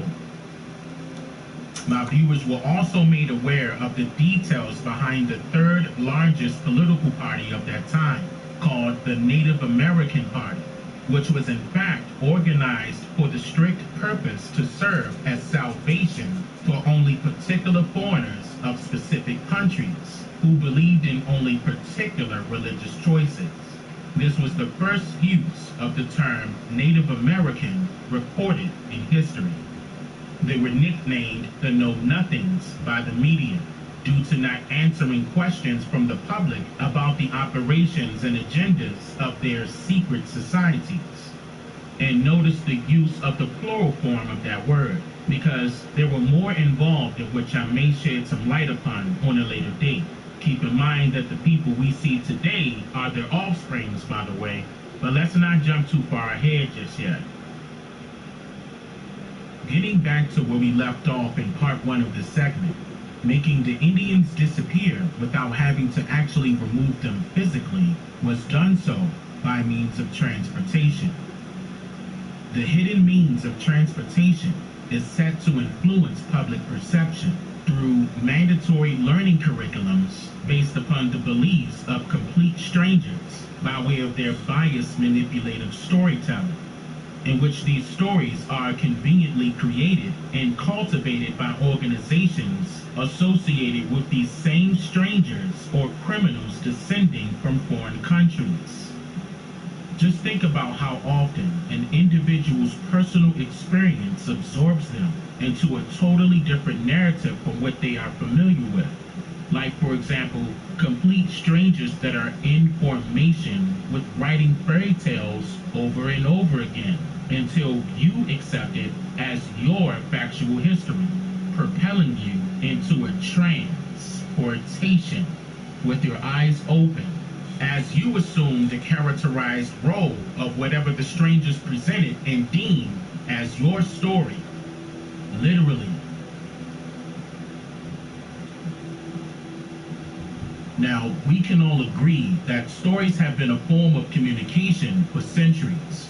And according to an article written for Oxford Research Encyclopedias, published January 25th, 2017, on the topic of transportation theory, it states, quote, oral storytelling allowed for individuals to share and pass down knowledge before written communication was widespread. And even today, stories are a central part of interpersonal and mass communication. One important function of stories is to persuade. Individuals' attitudes and beliefs can be shaped by the stories they hear. Narrative transportation refers to the experience and feeling of being so absorbed in a story that connection to the real world is lost for some time. Transported recipients may lose access to real-world knowledge, making them susceptible and more likely to adapt their real-world beliefs and behaviors to be more consistent with the story to which they are exposed. Transportation theory suggests several mechanisms to explain this phenomenon, including reduced counter-arguing, connections with characters, heightened perceptions of realism, the formation of vivid mental imagery, and emotional engagement. End quote. So in other words, the further you are away from reality, the more difficult it becomes to determine what is real from what is virtual real, which is more commonly pronounced as virtual. According to the 5th edition of the American Heritage Dictionary of the English language, the word ver means a male person, a man or husband.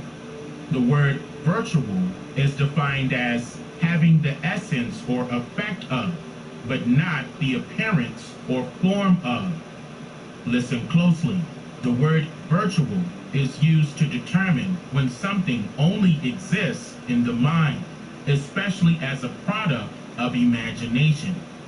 And we know this to be true because, for example, a virtual reality game is based on computer software programming that enables a user to play a simulation of life, meaning that it's not real. So, since the word virtual is used in a masculine manner, the phrase virtual reality is another way of saying man-made reality, which allows the participant to lose access or connection with the real world. The article goes on to state that this experience is a key mechanism underlying narrative influence on recipients' attitudes and beliefs, particularly in combination with enjoyment and character identification. I'll give you an example of this combination of enjoyment and character identification, like Harriet Tubman and Nat Turner, for instance, which are both heavily campaigned fictional stories that were narratively transported through acts of Congress into a particular generation's reality by way of indoctrinating school curriculums following orders of the government.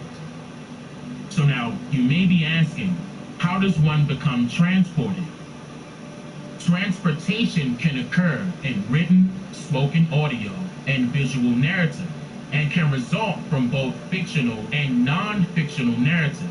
In addition, traditional forms such as novels and short stories, narrative structure is also used as a tool for a variety of communication domains, including entertainment, like television series, movies, and video games, health education, like health interventions and educational programs, and advertising, like campaigns and commercials. How do you tell a child that Santa Claus is just a myth, the tooth fairy does not exist, or that a bunny and its eggs have no correlation with the story of Easter Sunday?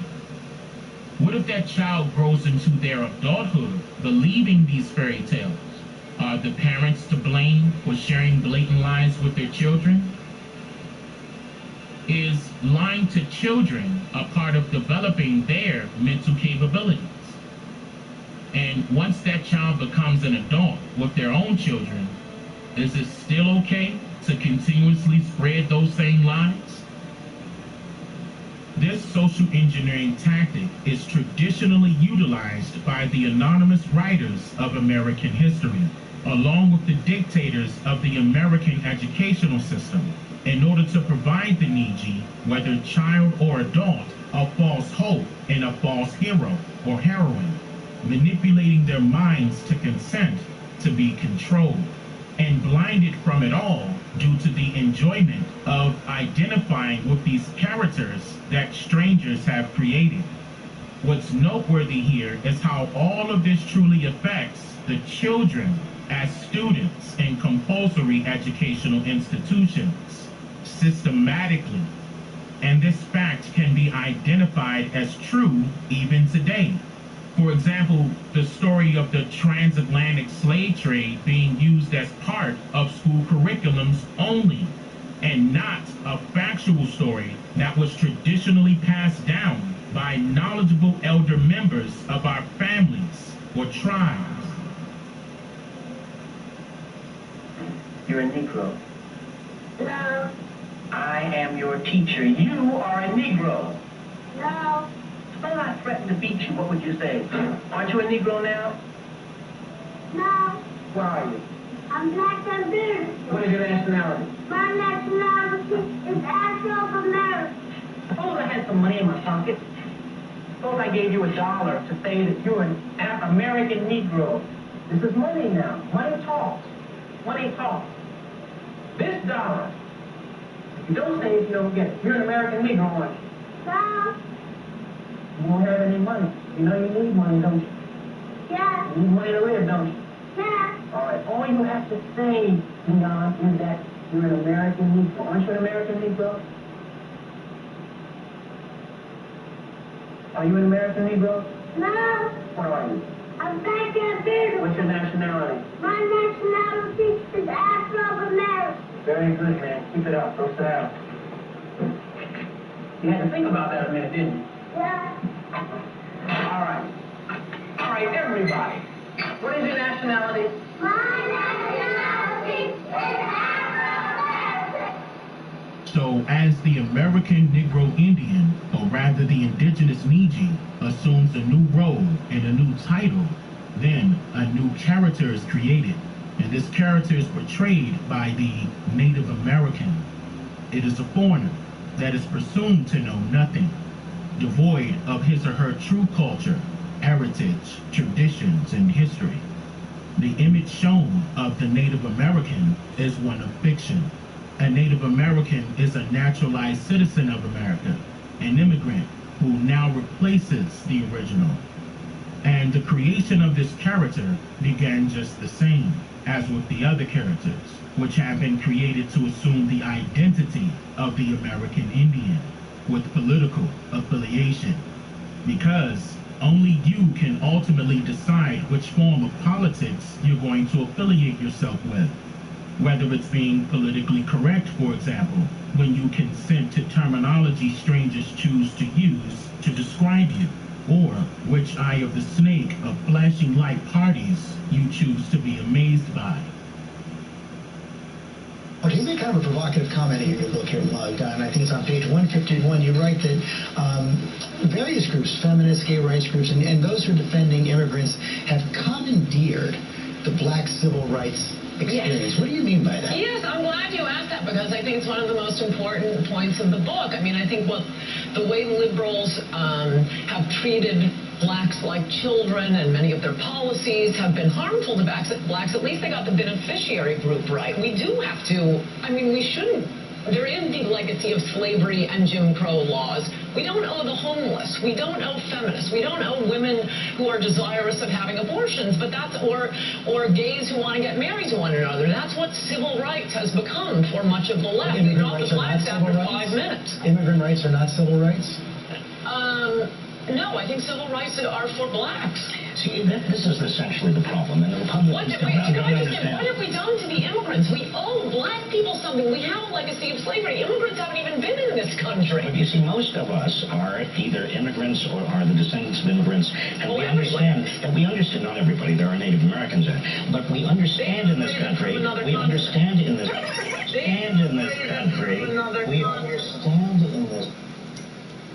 I know I'm going to get a lot of criticism for this, but I want the people to know the truth about the Navajos and what they're trying to do to my people. Even back then, the Navajo nations are friends and allies with American government, and they're not the true Hopi people, native peoples on this continent. They're just a mixture of the Eskimos, or they came down from the north, the Bering Strait, and they came in, they, scavenged off the tribes that were already here. Then, during the early to mid-1900s, support was growing for the indigenous Niji of America to have the right to determine, only because there was a lot of pushback the government received from Indians who were rejecting their form of citizenship.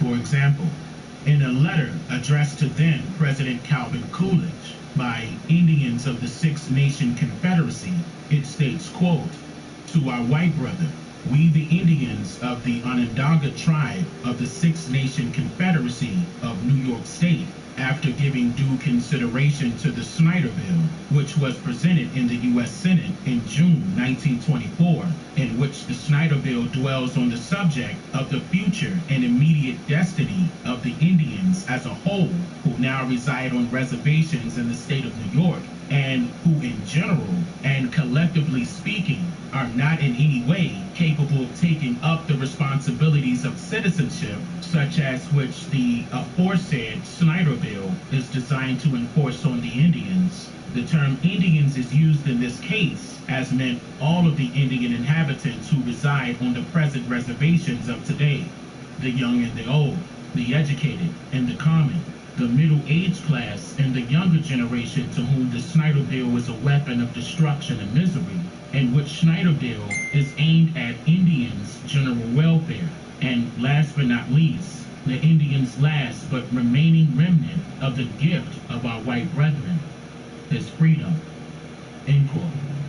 So, since the adults were refusing to become citizens the entire lifespan of this government's existence during this time period, the Snyder Bill was created in the early 1920s in order to forcefully make any child born to an American Indian a U.S. citizen with no way out of it. This Snyder Bill is referring to the Indian Citizenship Act of 1924. On the date of June 2nd, 1924, an act to authorize the Secretary of the Interior to issue certificates of citizenship to Indians was approved, stating, quote, that all non-citizen Indians born within the territorial limits of the United States be, and they are hereby declared to be citizens of the United States, provided that the granting of such citizenship shall not in any manner impair or otherwise affect the right of any Indian to tribal or other property. And before I go any further, this Snyder Bill says, quote, the Secretary of Interior to issue certificates of citizenship to Indians. So if they actually issued out these certificates of citizenship to the Indians, then Indians would have physical copies of this document, right?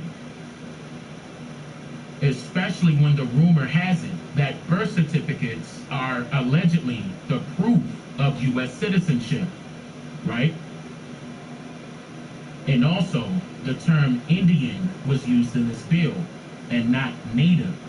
And this all took place during the same year the Racial Integrity Act was passed that forcefully changed Indians to colors. So by the process of elimination, we can easily determine who has these birth certificates and who doesn't, right?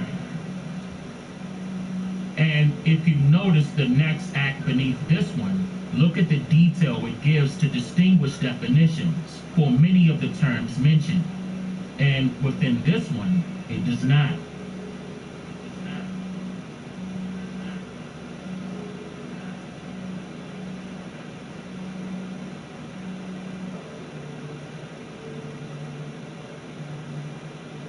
To become a citizen in this case means to give jurisdiction to the United States to become native. It implies that an individual must abide by their courts and their laws, giving away power and allowing some unforeseen stranger to legally make decisions and judgments on their behalf. And this power of attorney does define in large context what this means. It is free range of all legal decisions and judgments, which includes an abstract of judgments, which can be used to remove the remaining power that Indians have to all real estate and Indian-owned private lands. So, what is this abstract of judgment? An abstract of judgment is a written summary of a judgment which states how much money the losing party owes to the person who won in the case of a lawsuit. The purpose of an abstract of judgment is to create a public record and create a lien or claim, if necessary, on any real estate owned or later acquired by the loser, located in the county in which the abstract of judgment is recorded. The American Indians knew that assuming a different identity would conflict with matters and contracts already in play. And that is why they originally rejected the U.S.'s offer of citizenship. They wanted the right to decide, a right to determine how they would govern themselves. The Snyder Bill only gave them the right to tribal or other property. And this is why self-determination was so important. According to Cornell Law School, self-determination denotes the legal right of people to decide their own destiny in the international order. Self-determination is a core principle in international law. Self-determination is referenced in two ways. It's usually distinguished between internal and external. And according to Cambridge University Press, in an article published July 3, 2013, labeled internal self-determination in international law, a critical third world perspective, it states, the idea of self-determination was a complex of ideas rather than a single concept. Thus, the principle of internal self-determination, or self-determination on the national level, should be distinguished from that of external self-determination or self-determination on the international level. The former was the right of a nation already constituted as a state to choose its form of government and to determine the policy it meant to pursue. The latter was the right of a group which considered itself a nation to form a state of its own. Many articles referencing this particular principle describes self-determination just as a political movement, as if the merging of nations in Congress decided to become one unified state, and making it seem as if American Indians were in total agreement with this foreign government. And yet, this Cambridge University Press article allows for a totally different perspective to be viewed additionally, as it goes on to state, interestingly, with the end of the decolonization process, the above understanding came to be revived by international lawyers who felt that the meaning of self-determination beyond the colonial text had to be of relevance to peoples within independent states, rethinking self-determination predominantly as a right to internal self-determination. The concept was taken and totally reversed, asking for each individual to now identify with who they think that they are. Who do you see yourself as on an individual basis? Who do your children identify as when you are not around to correct them? And so the question became, which principle of self-determination was chosen to be executed? Was it to be among a nation that was already constituted as a state, choosing the government that was already presented to them? Or did our ancestors ever get the chance to decide? The international support that grew for the right of all people to self-determine who they truly are created distrust and disunion within the household, as children went to school to learn what and who they should identify as versus what their elders would tell them. Successful secessionist movements used voting and the creation of political parties to legally determine and settle who should have the right to power and authority, while bringing an end to another. It was the internal self-determination that led to the decolonization of many American Indian families in the 1960s, transporting them mentally and physically as they began to self-determine if they were Black or African, intentionally creating many Native Americans that know nothing about who they truly are. I'm just here to make you think.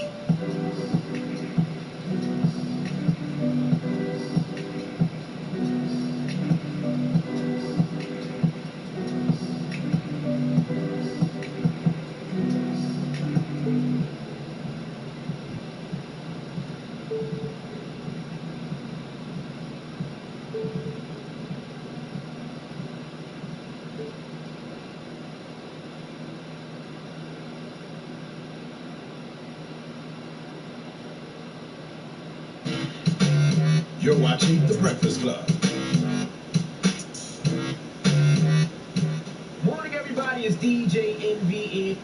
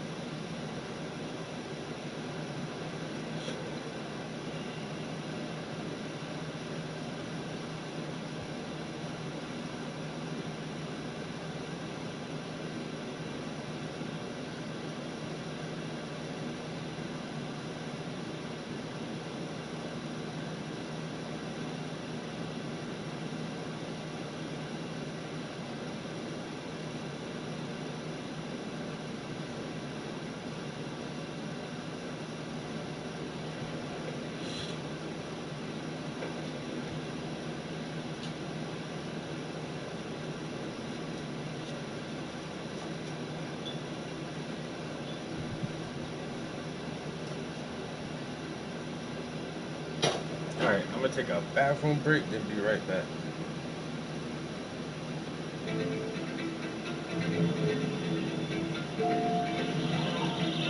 During Pride Month, Good Morning America features Leah Thomas talking about why it's so empowering for a dude to beat the living hell out of the ladies in the swimming competition.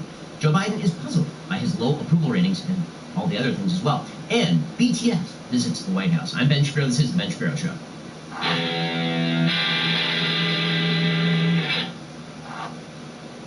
Today's show is sponsored by ExpressVPN. Thousands of my listeners have already secured their network data. Join them at expressvpn.com/Ben. Well, Joe Biden does not have a handle on inflation. He does not have a handle on your costs. But you should have a handle on your costs. One way to do that is to make sure you're not paying too much for your cell phone coverage, which is why I recommend that you check out Pure Talk today. The new numbers are in. You will not believe this because Pure Talk is saving families even more money than we previously thought. Listen to this. If you're still with Verizon, AT&T, or T-Mobile, your family could be saving over $900 a year. That's a lot of money. With Pure Talk, you're not going to have to compromise. You don't have to compromise coverage with America's most reliable 5G network. You don't compromise on price. You can choose the plan and price that is correct for you. And you don't have to compromise on values because you're not supporting a corporation that is woke and trying to cram its values down your throat. Instead, you're supporting a company whose customer service is right here in the United States and whose CEO served our country. I made the switch. I think you should too. Unlimited talk, text, 6 gigs of data, $30 a month. Or you can get unlimited data with a hotspot and still save a fortune over the competitor. Go to puretalk.com, select a plan, and enter your promo code Shapiro. Save 50% off your very first month of coverage. You can literally be switched over to Pure Talk service in less than 10 minutes. It's really easy. I've done it myself. Go to puretalk.com, enter promo code Shapiro to get started. Well, as I have been notified by my phone, because it is just an automatic alert that Apple now sends out, and as I've been notified by everyone in the media, and everyone in the Democratic Party, and everyone in the culture, today is, of course, one of the most important days in the American calendar. It is the first day of LGBTQIA plus minus divided by sign, caret, tilde, $, pound sign, hashtag, Pride Month. We're expanding rubric, the ever-expanding acronym. It's going to be all this month. I mean, because you never see gay people in America. You never do. It's amazing. We never talk about these issues. They never break into the front pages. They're never of public relevance. They only during Pride Month are we finally allow people to be who they are. And so we require an entire month in which to celebrate the fact that people of various sexual identities exist in the United States. That's on pretty much every TV show, and all over your TV screen, and all over your computer, and all over pretty much every outlet of media. None of that, no. This is the month. And it is the most important month in the American calendar. I mean, no question about it. It used to be that Black Pride Month was really important, and Black History Month, rather, was very, very important. And that Mother's Day and Father's Day were really important, and this blows them out of the water. I mean, this QIA plus minus divide ZMB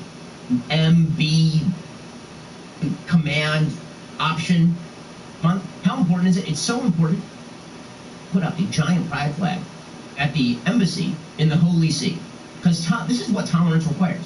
Tolerance requires that you exhibit your anti-Catholic bigotry by taking a flag that symbolizes sin in Catholic theology and putting it on your embassy. Please see. The Vatican. Make no mistake, there is no way the Biden administration, Biden State Department, would ever do anything remotely like this in an Islamic country. They just wouldn't. And they wouldn't because, number one, Islamic countries would react rather badly to this. And so they are relying on the tolerance of the Vatican to not get super angry about this and to basically ignore it. Demonstrate the anti-Catholic bigotry, because, of course, the idea of doing this is to demonstrate that Catholic doctrine is just wrong. It's just bullshit. Chill. What's good, bro? Yeah. Shit, I'm about to wrap it up in a minute. I'll call you as soon as I get out of here. All right.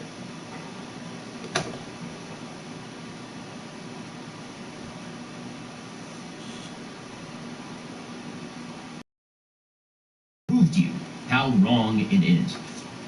This is what a lot of LGBTQIA plus minus divided by a sign weird flag month is about. What it's about is not really the idea that people should be able to live how they choose in the United States. Everyone has pretty much said okay on that.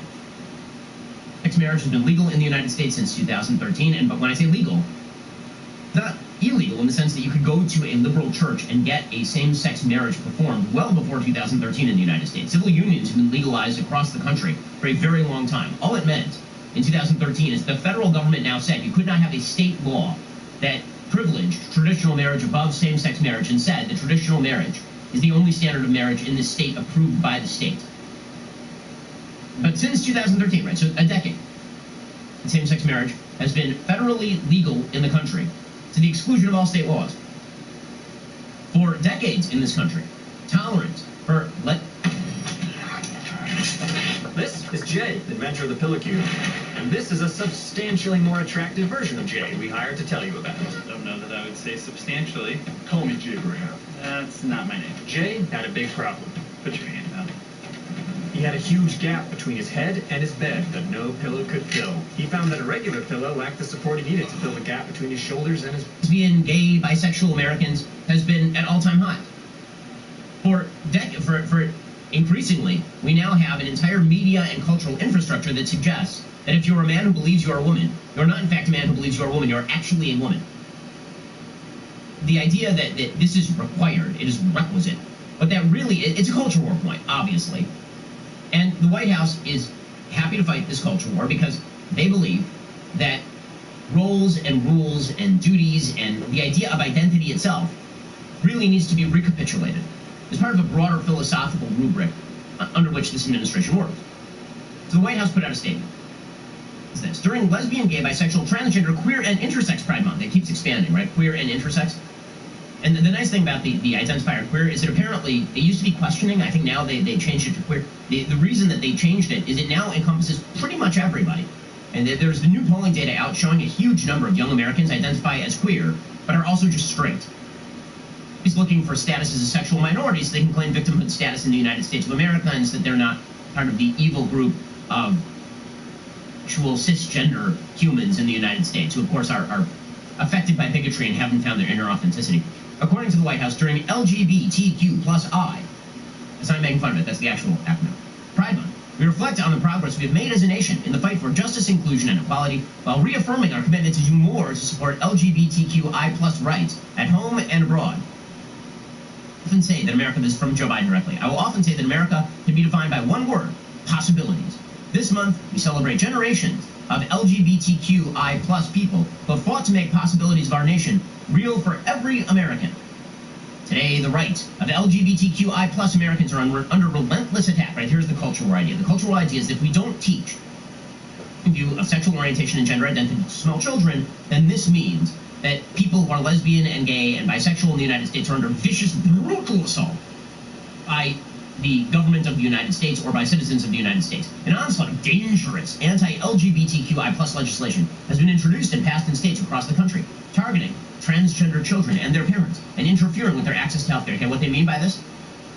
That if you are a state and you say that you should not be able to perform gender-mutilating surgery on a minor, and this means that you are denying health care to transgender children. If you say that a 5-year-old should not be able to socially transition at school without informing the parents, this is somehow really bad. If you don't teach a bunch of 3-year-olds they can pick their own gender, then this is discriminatory. Biden, White House's view of the world. This month, says Joe Biden, we remind the LGBTQI+ community they are loved and cherished. My administration sees you for who you are, deserving of dignity, respect, and support. Okay, so that line is really telling. My administration sees you for who you are. Now, typically, say to somebody, I see you for who you are. What you mean is there is some objectively verifiable behavior or characteristic that I do not need your input to apprehend. A black person walking down the street, I don't need their input to tell me that they're black. I can look at them and see they're black by the color of their skin, right? This is one of the things about immutable identity characteristics, physically or even behavioral identity characteristics, like say that you're a gay person, right? That's not immediately visible on you from the outside, but if you're a man and you're with your husband, or you're a woman and you're with your wife, you can tell that somebody is gay, obviously. Okay, but this is not what Joe Biden is saying. He is saying that we see you for who you are, and who you are is ever changing. Who you are is a bundle of identity characteristics that are subjective in their essence. And you can switch those, right? Those change, they depending on how you feel that day, what's going on in your mind, what's going on in your heart. Anarchic philosophy that lies behind the LGBTQ+IA Pride Month rubric. Again, one of the things that's really fascinating about what's happened here is that this all started not with LGBTQI+. I remember when it was just LGB, right? When it was just lesbian, gay, bisexual. And then they added transgender. And once you do that, fallen into a completely self-defeating argument is that LG and T are not remotely the same thing. In fact, the argument in favor of rights from government for LG people is very different than the case for T. And here's the rationale, okay? Because the idea for decades, because I was here when it happened, right? It's been happening over the course of my lifetime. I was born in 1984, and most of this happened during the 90s and 2000s. In favor of basically libertarianism with regard to LG people and their behavior, the argument was pretty simple.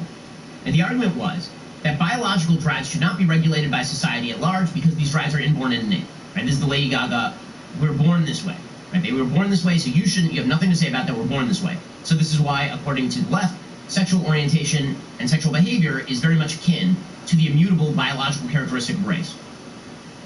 From just perspective, that's not true, right? From a traditional religious free will perspective, that's not true, because any orientation that you have may be immutable and unchanging, and may be biological in root, but that does not mean that your behavior is immutable and unchanging, because the basic root of all of Western philosophy is that you actually have the ability to change your own behavior despite your own desires and what you wish to do. And in fact, people do this all the time, right? People act in ways that run counter to their biological desires. But the case for LGB particularly was that if you have a desire that is immutable, it is unchanging, and is going to be manifest in behavior, so society has nothing to say about it. It is biological drive that is inborn and innate, which is at least somewhat internally consistent.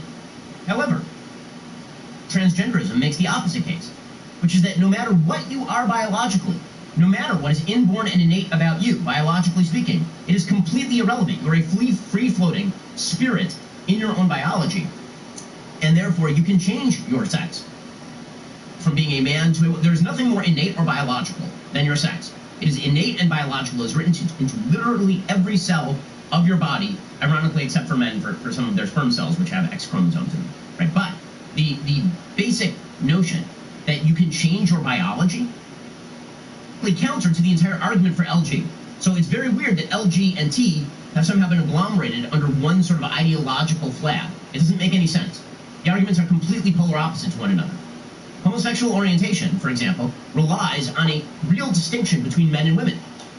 If you're a man who prefers men, that assumes that the category man has a definition, and that definition is largely biological. When I say largely, I mean entirely biological. You don't see a lot of homosexual men who are attracted to biological women, because there's a difference between men and women. Same thing for lesbian women. You don't see a lot of lesbian women who are like, that man right there is a woman, and I'm very attracted to him. That's not how that works. But transgender identity relies on the idea that these are all in flux. All these categories are in flux. The idea of pansexuality, that you are attracted to everything and anything, that it's ever changing, and that you can change your sexual orientation at will, runs directly counter to the original argument on behalf of the LG rights. So it's a very weird agglomeration. The only way that you can stick all of that together is to basically orient that around the idea that whatever I say I am, you must approve. Don't, you're a bigot. And there's no standard of biological reality that I can be held accountable to. And there's really no sort of objective understanding of words or biology or anything we can share. Whatever I say I am, and you need to leave me alone is the basic case that is being made by the Biden administration now and by the left more broadly. The only unifying feature of that is the idea that if there is any sort of societal role to position on you, authenticity that you feel on the inside, any societal role that exists that runs counter to that, any demand by reality that what you say be true, is an imposition on you and your sense of authenticity, and thus it must be blown up. That is an unsustainable argument. It's also an argument that's made at a lot of American major universities. One place you're not going to hear that argument is at GCU. It's one of the best investments you can make in yourself. That's why Grand Canyon University, an affordable private Christian university, is one of the largest and fastest growing universities in the country. Located in beautiful Phoenix, Arizona, GCU has not increased campus tuition since 2009. It delivered over $310 million in scholarships to the online and campus students in 2021 alone. I visited GCU, by the way. It is a beautiful, beautiful campus. Great faculty, excellent student body. Grand Canyon University offers over 290 academic programs with over 250 of them online. So, if you're looking to earn your degree online with supportive counselors and faculty from around the country, or want to go to one of the top 20 best college campuses in America, it really is a spectacular place where you feel truly connected to a community. Find your purpose at Grand Canyon University. Private, Christian, affordable. Visit gcu.edu/myoffer. See the kind of scholarships you can qualify for today. Too many educational institutions are dedicated to the woke stupidity that ruins young minds. Not GCU. Check them out today. gcu.edu/myoffer. See the kind of scholarships you qualify for. Again, there will be separation inside the LGBTQ plus IA movement between LGB and T.